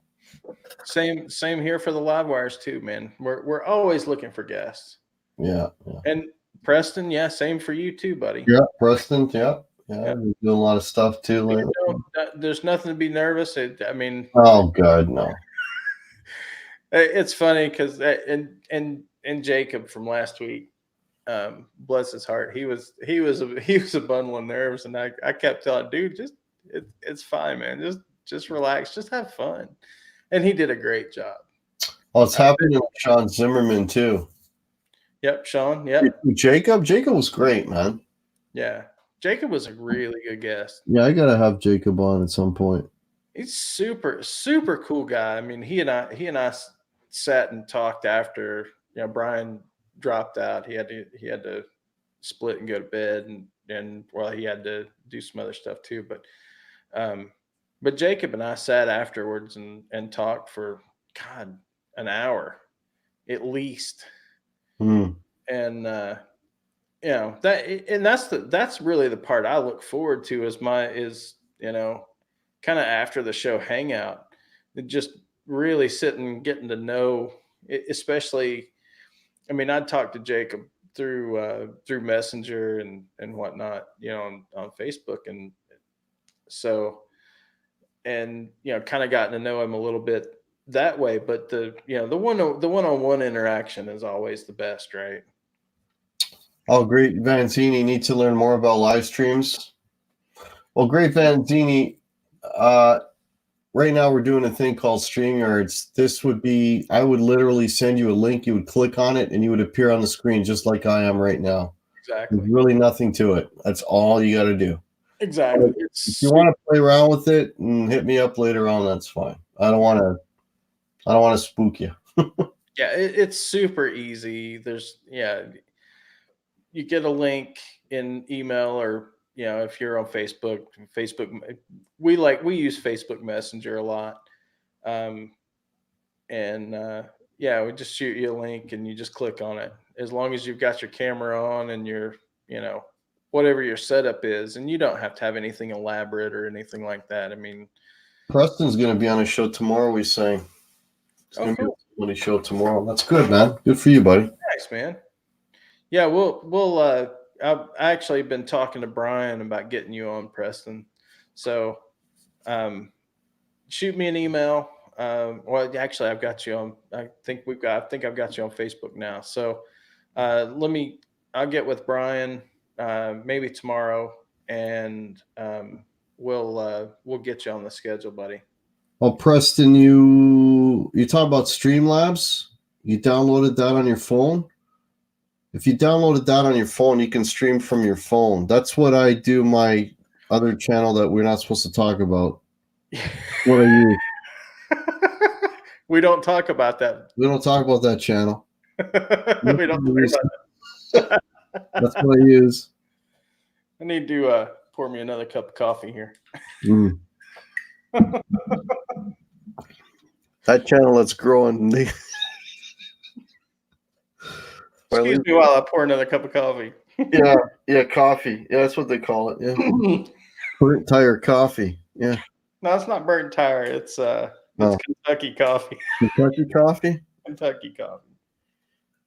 Sounds a lot like my Kentucky apple juice. Does it start with a B? Yeah, Hey, we're enjoying the same brand. I'm enjoying the same coffee, brand. just Yeah. apple juice. Same kind of apple juice. Yeah. Yeah, same kind of apple juice, coffee, whatever you want. All right, Thrash. What's the first rule? First rule is we don't talk about it.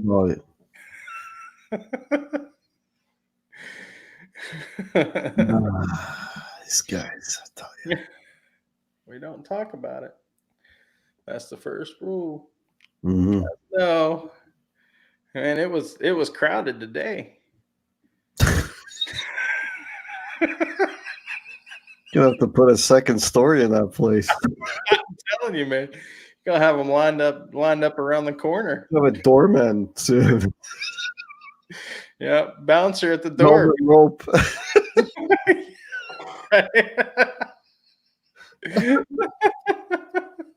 Oh, dear Lord. Oh man, That's funny. Axe's gonna put a wig on and do some ASMR on Twitch. Yeah. Yeah. I never understood the ASMR thing. I just never got it, man. But what? You guys are ASMR. the hell's that? Look it up. You'll get it. Exactly, Dog Pub. We did not watch anyone smoke a cigar and drink apple juice today. No. Well, why would you want to do that? All right. Exactly. Yeah. Exactly. It's an indicator of how stupid people can get. Okay, I'm gonna have to Google that afterwards. Then. You guys are kidding me. What does it stand for? It's an acronym, right? Yes. Yeah. Autonomous sensory meridian response, ASMR. What the fuck is that?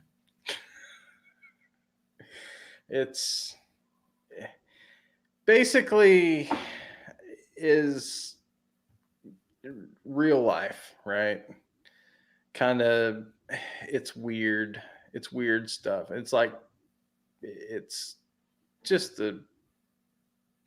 it's the armpit of the internet. ASMR is the armpit of the internet. Okay, because it sounded like something that I know a guy does. People flock to it. Listening to people eat chips and whisper and crap.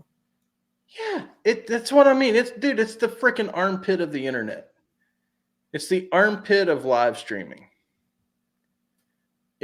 Picture the most mundane things. Physical reaction to sound and things. That's what yeah, Gussie said it right. It's dumb. It's so dumb. Yeah. ASMR is it's the worst thing ever. It's so bad. A stupid millennial reaction, exactly. Good one, Dog Paw. Where was Krellbar on that one?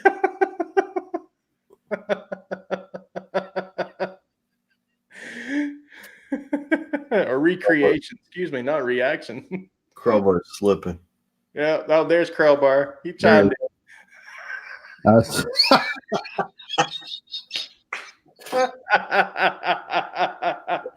There you are, buddy. That took him a while to type.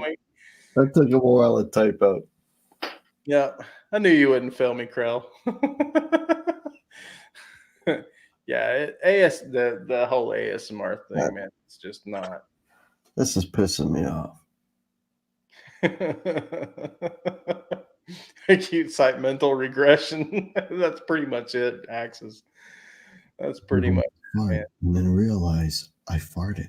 Oh, I farted. man. Cute, right? Mental regression. That's really what it. I mean, it really acute slight mental regression. That's really what it is. I mean, it's bad. It's so bad. Yeah, Yeah. we're still on hippie. Yeah, we're still going. Uh, And Axis is right. Farting would be great ASMR. Right, Thrash, exactly.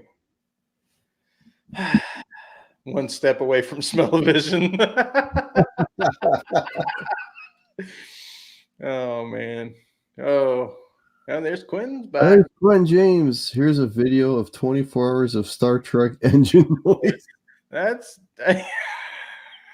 that's. I Oh. mean, that's a ASMR and kind of a nutshell. It's Yeah, yeah. that is sad. Brutal. It's brutal, but people flock to it, man, and I don't get it. I just don't understand it. And then you have like in Twitch. I'm a gamer, right? You got you know that hack. Yeah. I like to play video games and you know, if I'm interested in buying a game or something, I'll go watch it on like Twitch or something like that, or I'll watch some people play it or whatever to see if it's something I'm going to be interested in. And they have this whole section of, they call it real life in Twitch. Mm-hmm. And then they have this whole section of like ASMR. And I think I know somebody that does that now that you're talking about it. And when he was describing it to me, it wasn't making any sense to me. right now, is it starting to make a little sense? Yeah, that's maybe. But he seemed to be like one of the big content makers of this stuff. Right. Yep. I mean, we could even go on Twitch too, you know, with our under the real life category, playing guitars and stuff on Twitch. And you know, if we had enough followers, we could actually make some freaking money at it. But have you heard of the? I'm just playing around with my resolution here and seeing if I can get rid of this friggin' thanks, Savage. Blind people porn. The D Live. Have you heard of D Live? Yep. D Live is like the sister of Twitch, like this redheaded stepsister of Twitch. Okay, so I signed up for it. Okay. And apparently it's got more of things available than YouTube. Mm-hmm. You don't have to, like YouTube, you don't get to do anything cool until you get a bunch of subs, and there you get all the features right away. Right. So I don't know how popular it is. Apparently it's supposed to take over for YouTube at some point. Compared to Twitch, D Live is as Brian would say, is a drop in the piss bucket. Right. Doesn't deserve to live. Well, no, it's not that it doesn't deserve to live. It's just a different. It's like Twitch in a different format. Mm. It's just smaller, and content creators on D Live actually have a better chance of getting a following on D Live, but the problem is not as many people know or are aware about D Live as they are Twitch. So Mitch Heyman is saying to deactivate and activate the webcam. So stop camming and start cam. I did that. It doesn't help, Mitch. yeah, it doesn't really help. I'm not sure what his issue is on that one, Mitch. Yeah, this was happening in StreamYards. It doesn't happen in OBS. It only happens in StreamYards, and I have to be at 360 resolution in order for it not to happen. Yes, Tom Harhigh. I'm referring to Brian S. The adult Macaulay Culkin.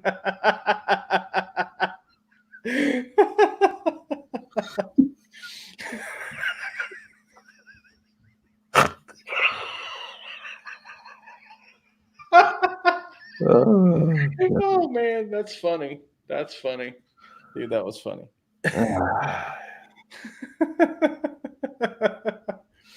Quentin, I waste too much of my life here on Face Planet. Here in on Face Planet. I hear you, brother. I hear you. Yeah, I'm in the Twilight Zone. I'm glitching.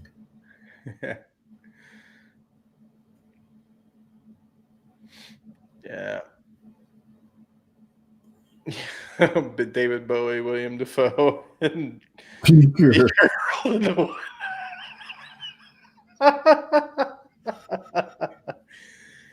Oh, we do. We love you. He's an awesome dude. We love you, Q. We love to hear you play, man. That's for sure. You've got some legato that just don't quit, man. Yeah. Good stuff. That's good stuff. I don't know if you hear it enough, but seriously, dude, not joking. That's not the apple juice talking. I'm being completely honest. So Gwen, yeah. Gwen's a beast. yeah. It's too bad he friggin' burns all his meat, but Right. he can play. Yeah, Q can play. Hey, I've learned a few things from Q. Can't make a steak to save his life, but he can play. No, no, he can't. That's okay though.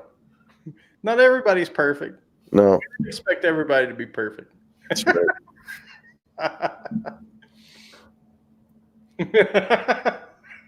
That's okay, Axis. We don't care. I'm a hack and I'm okay. That's right. I'm a hack and I'm okay. Yeah, he is Mitch.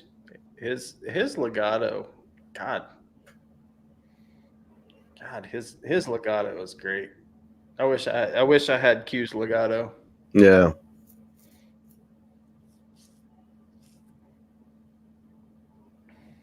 My staccato has serious legato. That's awesome. No, yeah, Quentin's a good player, man. He's now if we can just get him focused in a little bit of theory and get him learning some of that good theory stuff and get him practicing his picking a little bit. And he's got a good pick. He's good pick, but he wants to be Paul Gilbert with the pick. Yes, John Harden, we try to make him wear pants, but yeah, you can lead a horse to water, but you can't make him drink. John, it's baby steps, man. Yeah, baby step. Yeah. Yeah, rush him. Get him to wear pants and a glue-in neck.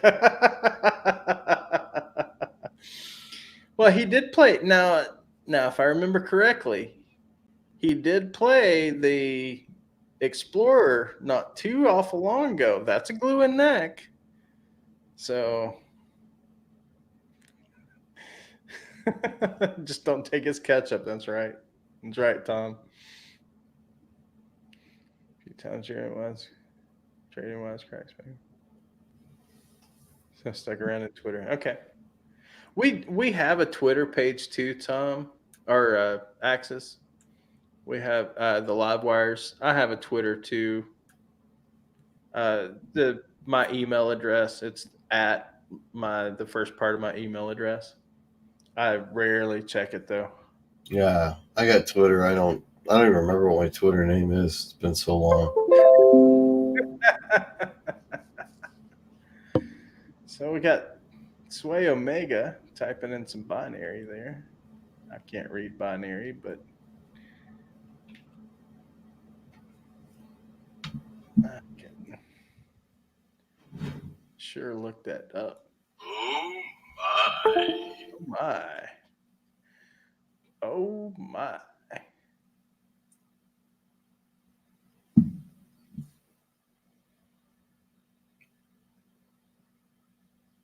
Oh, you post songs on Twitter after they're uploaded? Hey, there's Fred. Hey, Fred. I'm burning his Quentin cooking again. Yeah. Maybe.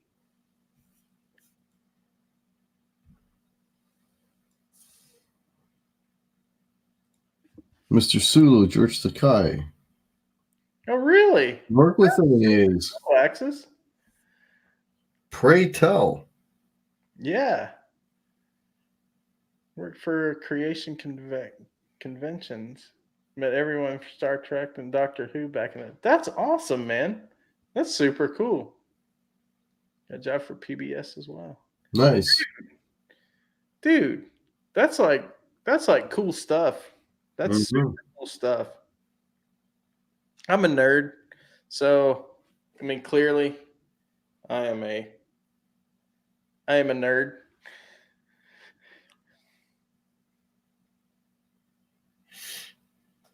Oh yeah. The one thing I see with nerds, it says always good to be a nerd because most nerds have jobs. Right. So, hey, I'm a nerd. I'm a Star Wars nerd. I'm a little bit of a Star Trek nerd. I'm a little bit of a guitar nerd. I'm a little bit of a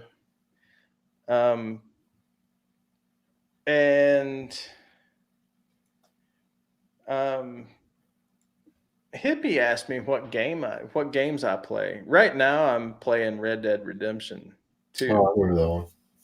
I love, man, I'm like so in love with that game. It's ridiculous. Love me some Red Dead Redemption 2. It's like best game ever.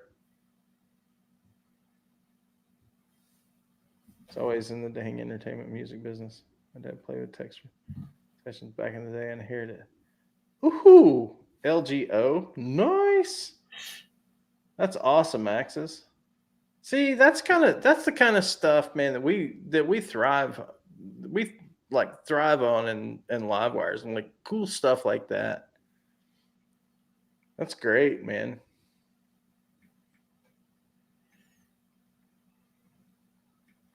Play War Thunder and World of Warships. Nice, Preston. Yeah, I'm RD Red Dead Redemption Online is kind of where I'm at right now as far as gaming, and I play. I've done one solid playthrough on RDR2. Excuse me, and I did that on PS4, and I got like 96%.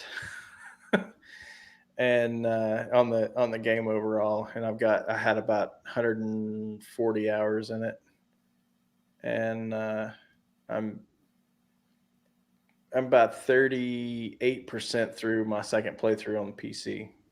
So yeah, and then of course I went to RDO, Red Dead Online, and I haven't touched single player very much since. So, oh, dude, it's such a good game. Such a killer game. The story is so good in that game. Do I feed the suffrage women to crocodiles? I have not done that yet, but that sounds like fun. Don't tempt me with a good time, Dank Savage. Thanks for the sub, Dank Savage. My phone is going now. Don't tempt me with a good time. Oh, dude. RJ Ronquillo is such a beast, man. He's a beast. That guy is phenomenal. He can make a broom sound good. He's like Pete Thorne, man. Yeah, Pete Thorne. I tell you who else is an absolute behemoth, and that's Justin Johnson. Justin Johnson. Yes. Dude can play slide like nobody's business. Slide, yes. I don't know this guy. You need to check out Justin Johnson. Seriously, the guy is a freak. He is. Yeah, exactly. Crowbar. He's the shovel. Yeah, he's played shovel. I've seen a shovel guitar guy. That's him, eh? He's long hair, skinny guy, long hair. Yeah. Guy's a freak, dude. Guy is an absolute, can play anything. He is insane.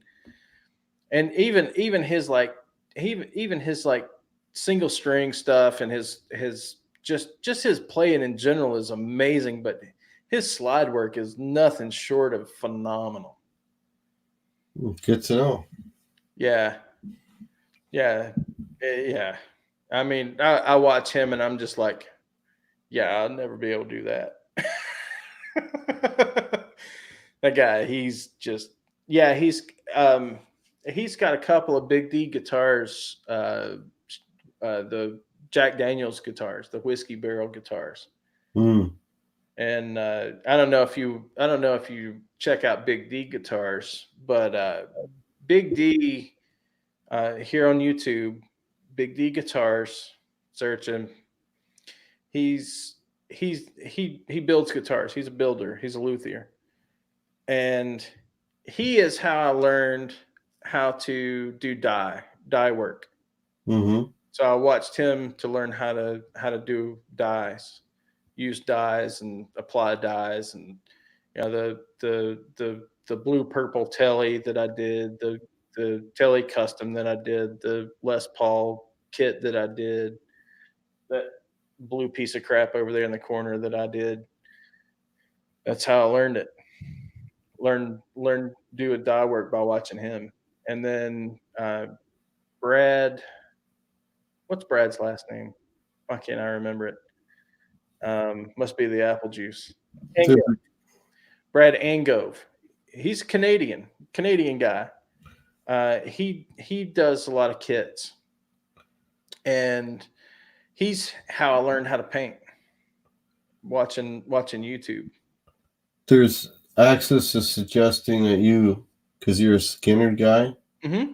you look up a guy named Tom Saguto or Saguto. He says he's an incredible Skinner aficionado and player on YouTube. Check him out. He looks like Steve Gaines. Ooh, well, Tom Saguto. Okay, I'm gonna have to. Okay, let's just go ahead. Tom Saguto. Dude, Axis, you rock, brother. I think Brad lives in Mississauga. Oh yeah. I've seen this cat before. Yeah. No, he's good, man. I know who. Yep, I know him. I know who you're. Yeah. Yep. Cool. Thanks. Yep. Yeah, I know who he is now. I've watched a couple of his videos before, and yeah. No, he's good, man. He is good. Yeah. Is this? I'm a Skinner hack. Okay, I'm not a Skinner guy. I'm a Skinner complete hack. So Saguto is a Skinner god. Yeah. Big time Skinner channel. That's cool. Yeah. Well, you guys that have watched me play, you guys know I mean I have, what, I don't know, 5 or 6, 7, I don't know, Skinner bits and pieces that I play. Tom Harhide likes a young guy named Daniel Donato. Don't know who that is. I've heard that name.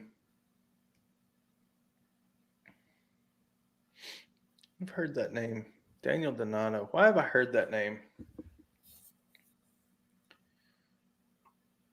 Justin Johnson has 500,000 subs. Yeah, he's a freak, man. If you haven't watched a lot of his stuff, you should. He does a lot of original pieces too. He was at NAMM, lots of vids. Great Vanzini saying. Yeah. Justin's he's a monster, man. Yeah, I know a little's a tough one, man. Yeah, that's a tough one. Preston Smith's talking to a guy named Rick Graham. Okay.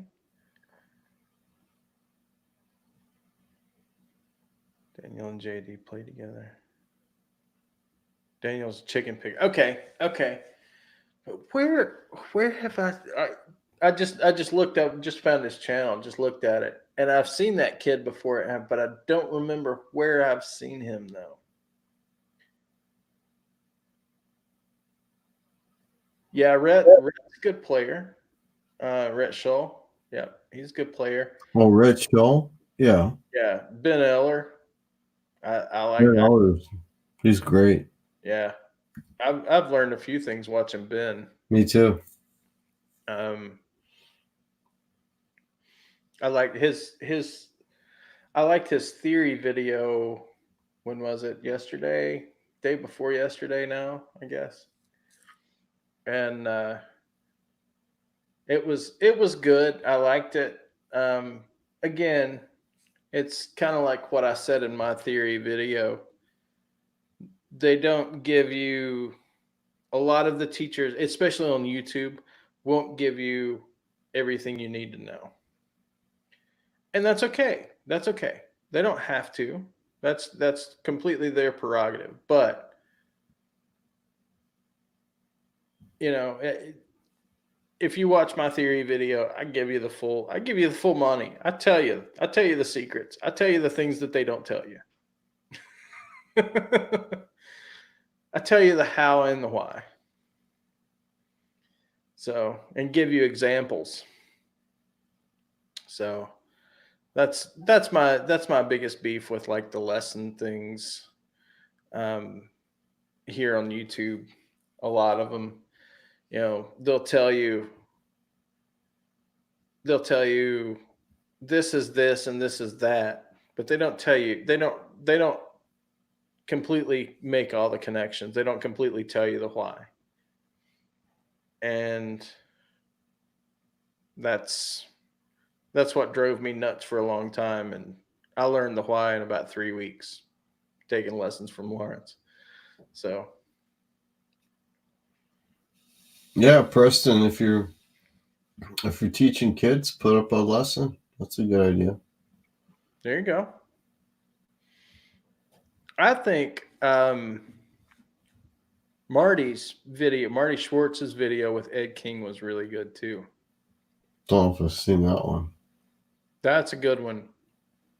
Marty actually sits down with Ed and talks about some of his guitars and talks about how he plays certain things, and Ed actually shows how he plays, like Sweet Home Alabama, the real way. Not everybody else's, not what everybody else thinks, but the way he plays it, that kind of thing. Yeah.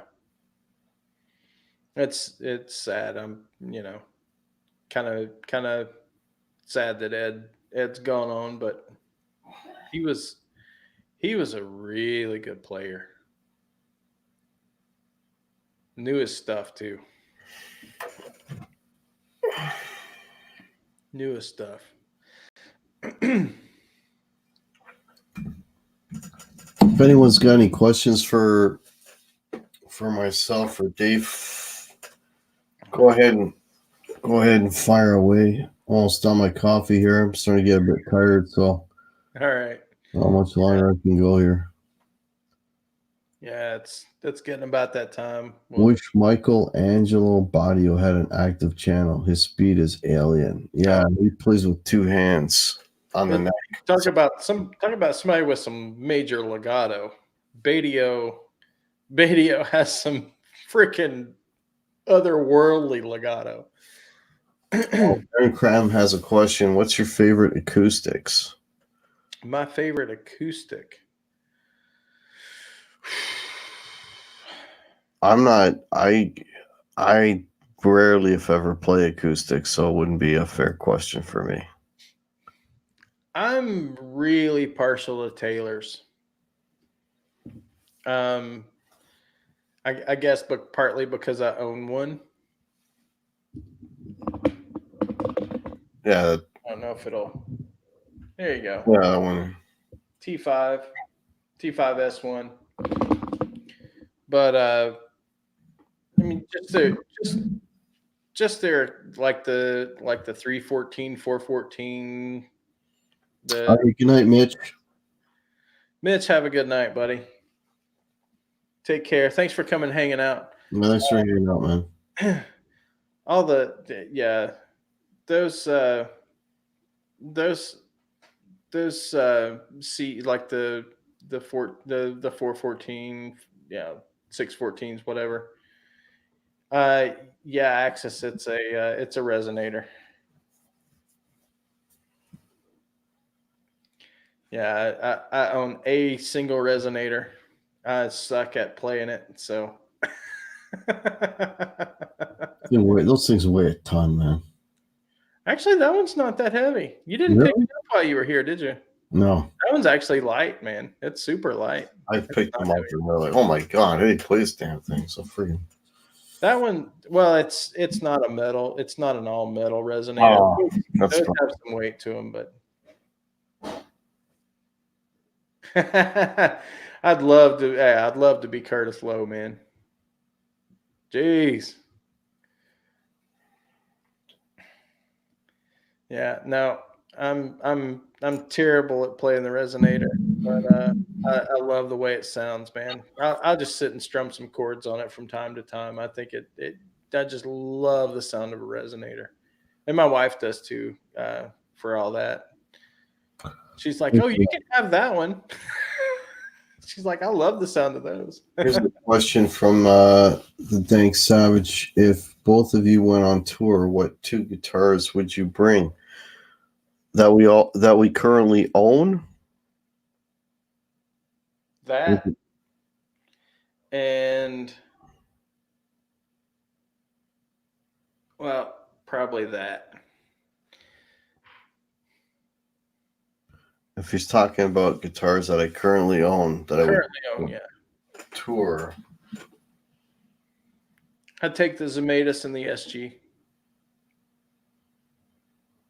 Probably. I think one of them would be Blackie, which Blackie's not here because Blackie's up in the case because that's the one I rehearse with. Probably Blackie and maybe that one. What's that one? No, you can't see it. Just to have a different sound, maybe this one.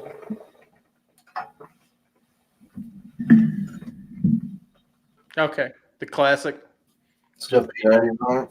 Just to have a different sound. Hack, I think Crowbar said you suffer from Les palsy.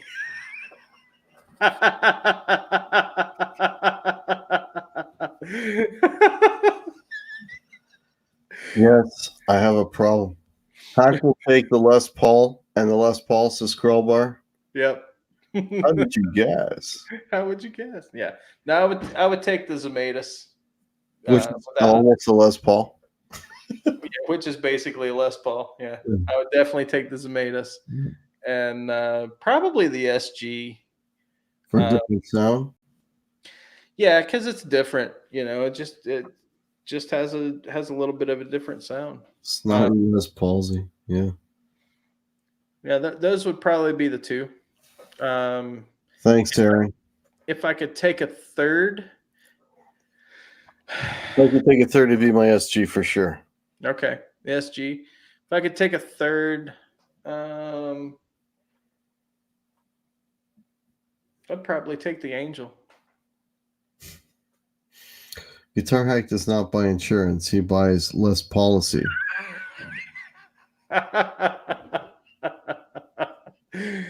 Oh man, good one, but that's a stretch. It's a little bit of a It's stretch. a little bit of an overreach there, buddy. I like the way you think, though. I like the way you think. That's a pun. Play on words. Yeah.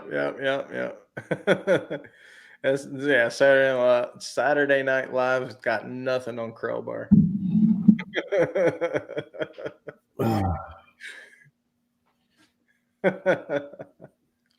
But yeah, no, my first two We're choices. here all week, dad jokes.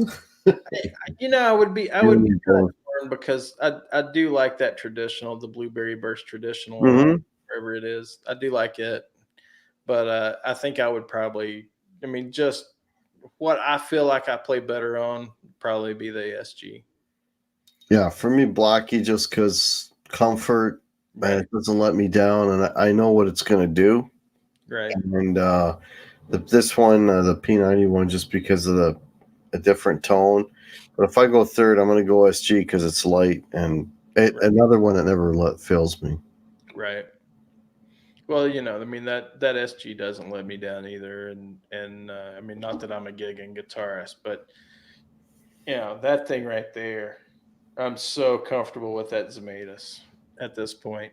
I mean, I've got. Oh, I didn't tell you. We picked up another gig today. Oh, nice! Congrats, man. One more. Sweet. What are you guys up to this year so far? What's the count? I think it's hovering around the low 20s right now. Okay. Yeah. If I had We've already to take a done. fourth, I'd probably take that right there. Oh, for the Strat? Yeah, if I had to take a fourth, Maybe I'd take my Strat for I'd 4. take a Strat. Yeah, just again for difference. I mean, and I'm comfortable with that guitar. Now I have to play it for a few minutes to get warmed up to it, but once I get warmed up to it, I'm fine. So Yeah. Tom, I wish I were a Telly guy. I love. Oh, me too, man. And in the hands of the right player, there's nothing like the way a Telly play or Telly sounds and whatnot. But especially with those country guys. Oh, I'll be damned if I can make a Telly sound like that. Yeah. And I just, I built 2 of them. I built 3 of them technically because Quentin has one of them. And, but I just realized that I'm just not a Telly player. So neither am I. As good as they sound, I had a hell of a hard time selling mine, but like again, I don't use it, man. It just that's why the 2 that I built are up for sale. I don't play them because I can't make them. I can't make them sound like I want to make them sound. So therefore, by default, I don't play them. So I don't know. Doc was saying Telly the lower cost Strat. no, they're different, man. They're not Strat. If anything, I'd say Telly's it's closer to a Les Paul than a Strat. Really, exactly. Axis, you're absolutely right, and I'm aware of that. But I mean, even trying to play some of that old Zepp stuff on a Telly, it just doesn't sound. Out of my hands, it doesn't sound right.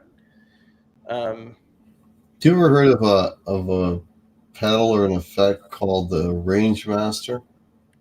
Treble booster pedal. All the guys in the 70s used to use. I have heard of it. Yes. Right, man. There's a couple of pedal makers that make stuff similar to that. And when you hear, and actually Pete did a demo of one of them. I think it's called Throwback or something. Anyways, but if you listen to one of those pedals, you hear the early Zeppelin sounds. They all use it. You hear the early Black Sabbath, the Brian May. Right. It's all that treble booster pedal, and I wish I could get my hands on one of those things. I bet they're expensive. Well, the if you get the actual Dallas, which is one they had back in the day, yeah, those are crazy. But there's a couple of companies that make them like basically. Yeah, that make basically real similar stuff. That's right. But I can't find. They're not. They don't have any of them in Canada. Let's put it that way. There you go. Metalhead Hippie says, check out Fuzzlord Effects. He does a version of the Dallas. Okay, I never heard of Fuzzlord. I'll check them out. There you go. Sabracadabra, says Tom Harhide. Is it a trouble booster? Strange Master. Throwback. Where did I see that? Sabracadabra Strange Master. Throwback Strange Master. That's the one. Yeah. That's the one that Pete Thorne did a demo on. That's a good one. Oh, Krellbart says the Rangemaster circuit isn't that complex. He thinks there's some schematics out there. Probably are. Yeah. Harhas For sale. Fuzzlord is expensive. So check on the Sabracadabra and see if Throwback is Catalina bread. If it's by Catalina bread, it's expensive.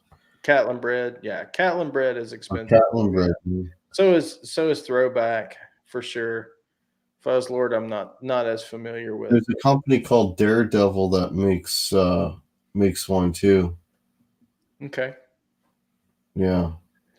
See, that's the beauty about the age we live in now is a lot of companies are doing those, those out of production pedals now, or redoing those or cloning those, I guess is the better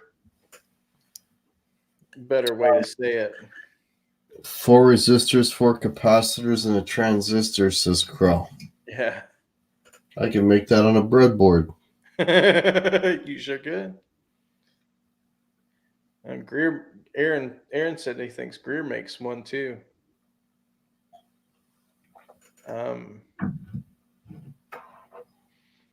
So yeah, I mean, there's obviously there's options out there and whatnot, but Well, the authentic ones use germanium transistors, and apparently those are really hard to come by. pretty much unobtainium.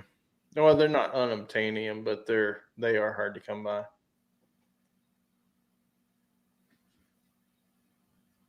Okay, I'll check that out, Axis, for sure, man. I'll definitely check that out. May not be tonight, but I'll definitely check that out for sure.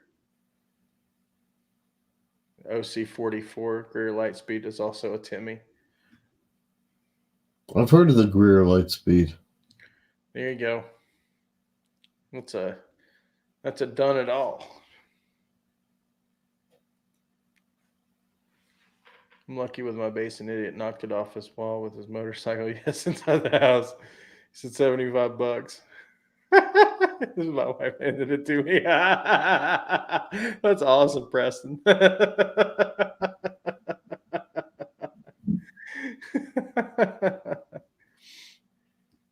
Yeah, it's getting late, gang. I think we're gonna go ahead and shut it. We've been going for almost 4 hours. Holy cow! It's been that long. Wow. Yeah. Living up to the late crew tonight. Yeah. So. All right, gang. It's been a lot of fun. Appreciate y'all. We still got 22 hanging with us. What? Wow, nobody sleeps. Good grief! Don't you guys like sleep or anything? I mean, I'm gonna pass out here. Oh, Johnny Bean's still on? Bean's on. There you go. Oh, there you go. Yep. Do a Johnny, what do they call Johnny Invasion or whatever thing? Johnny on all the time. Tell him, No, I'm just joking. Tell him that Dave and the Hack sent you all over. Yeah.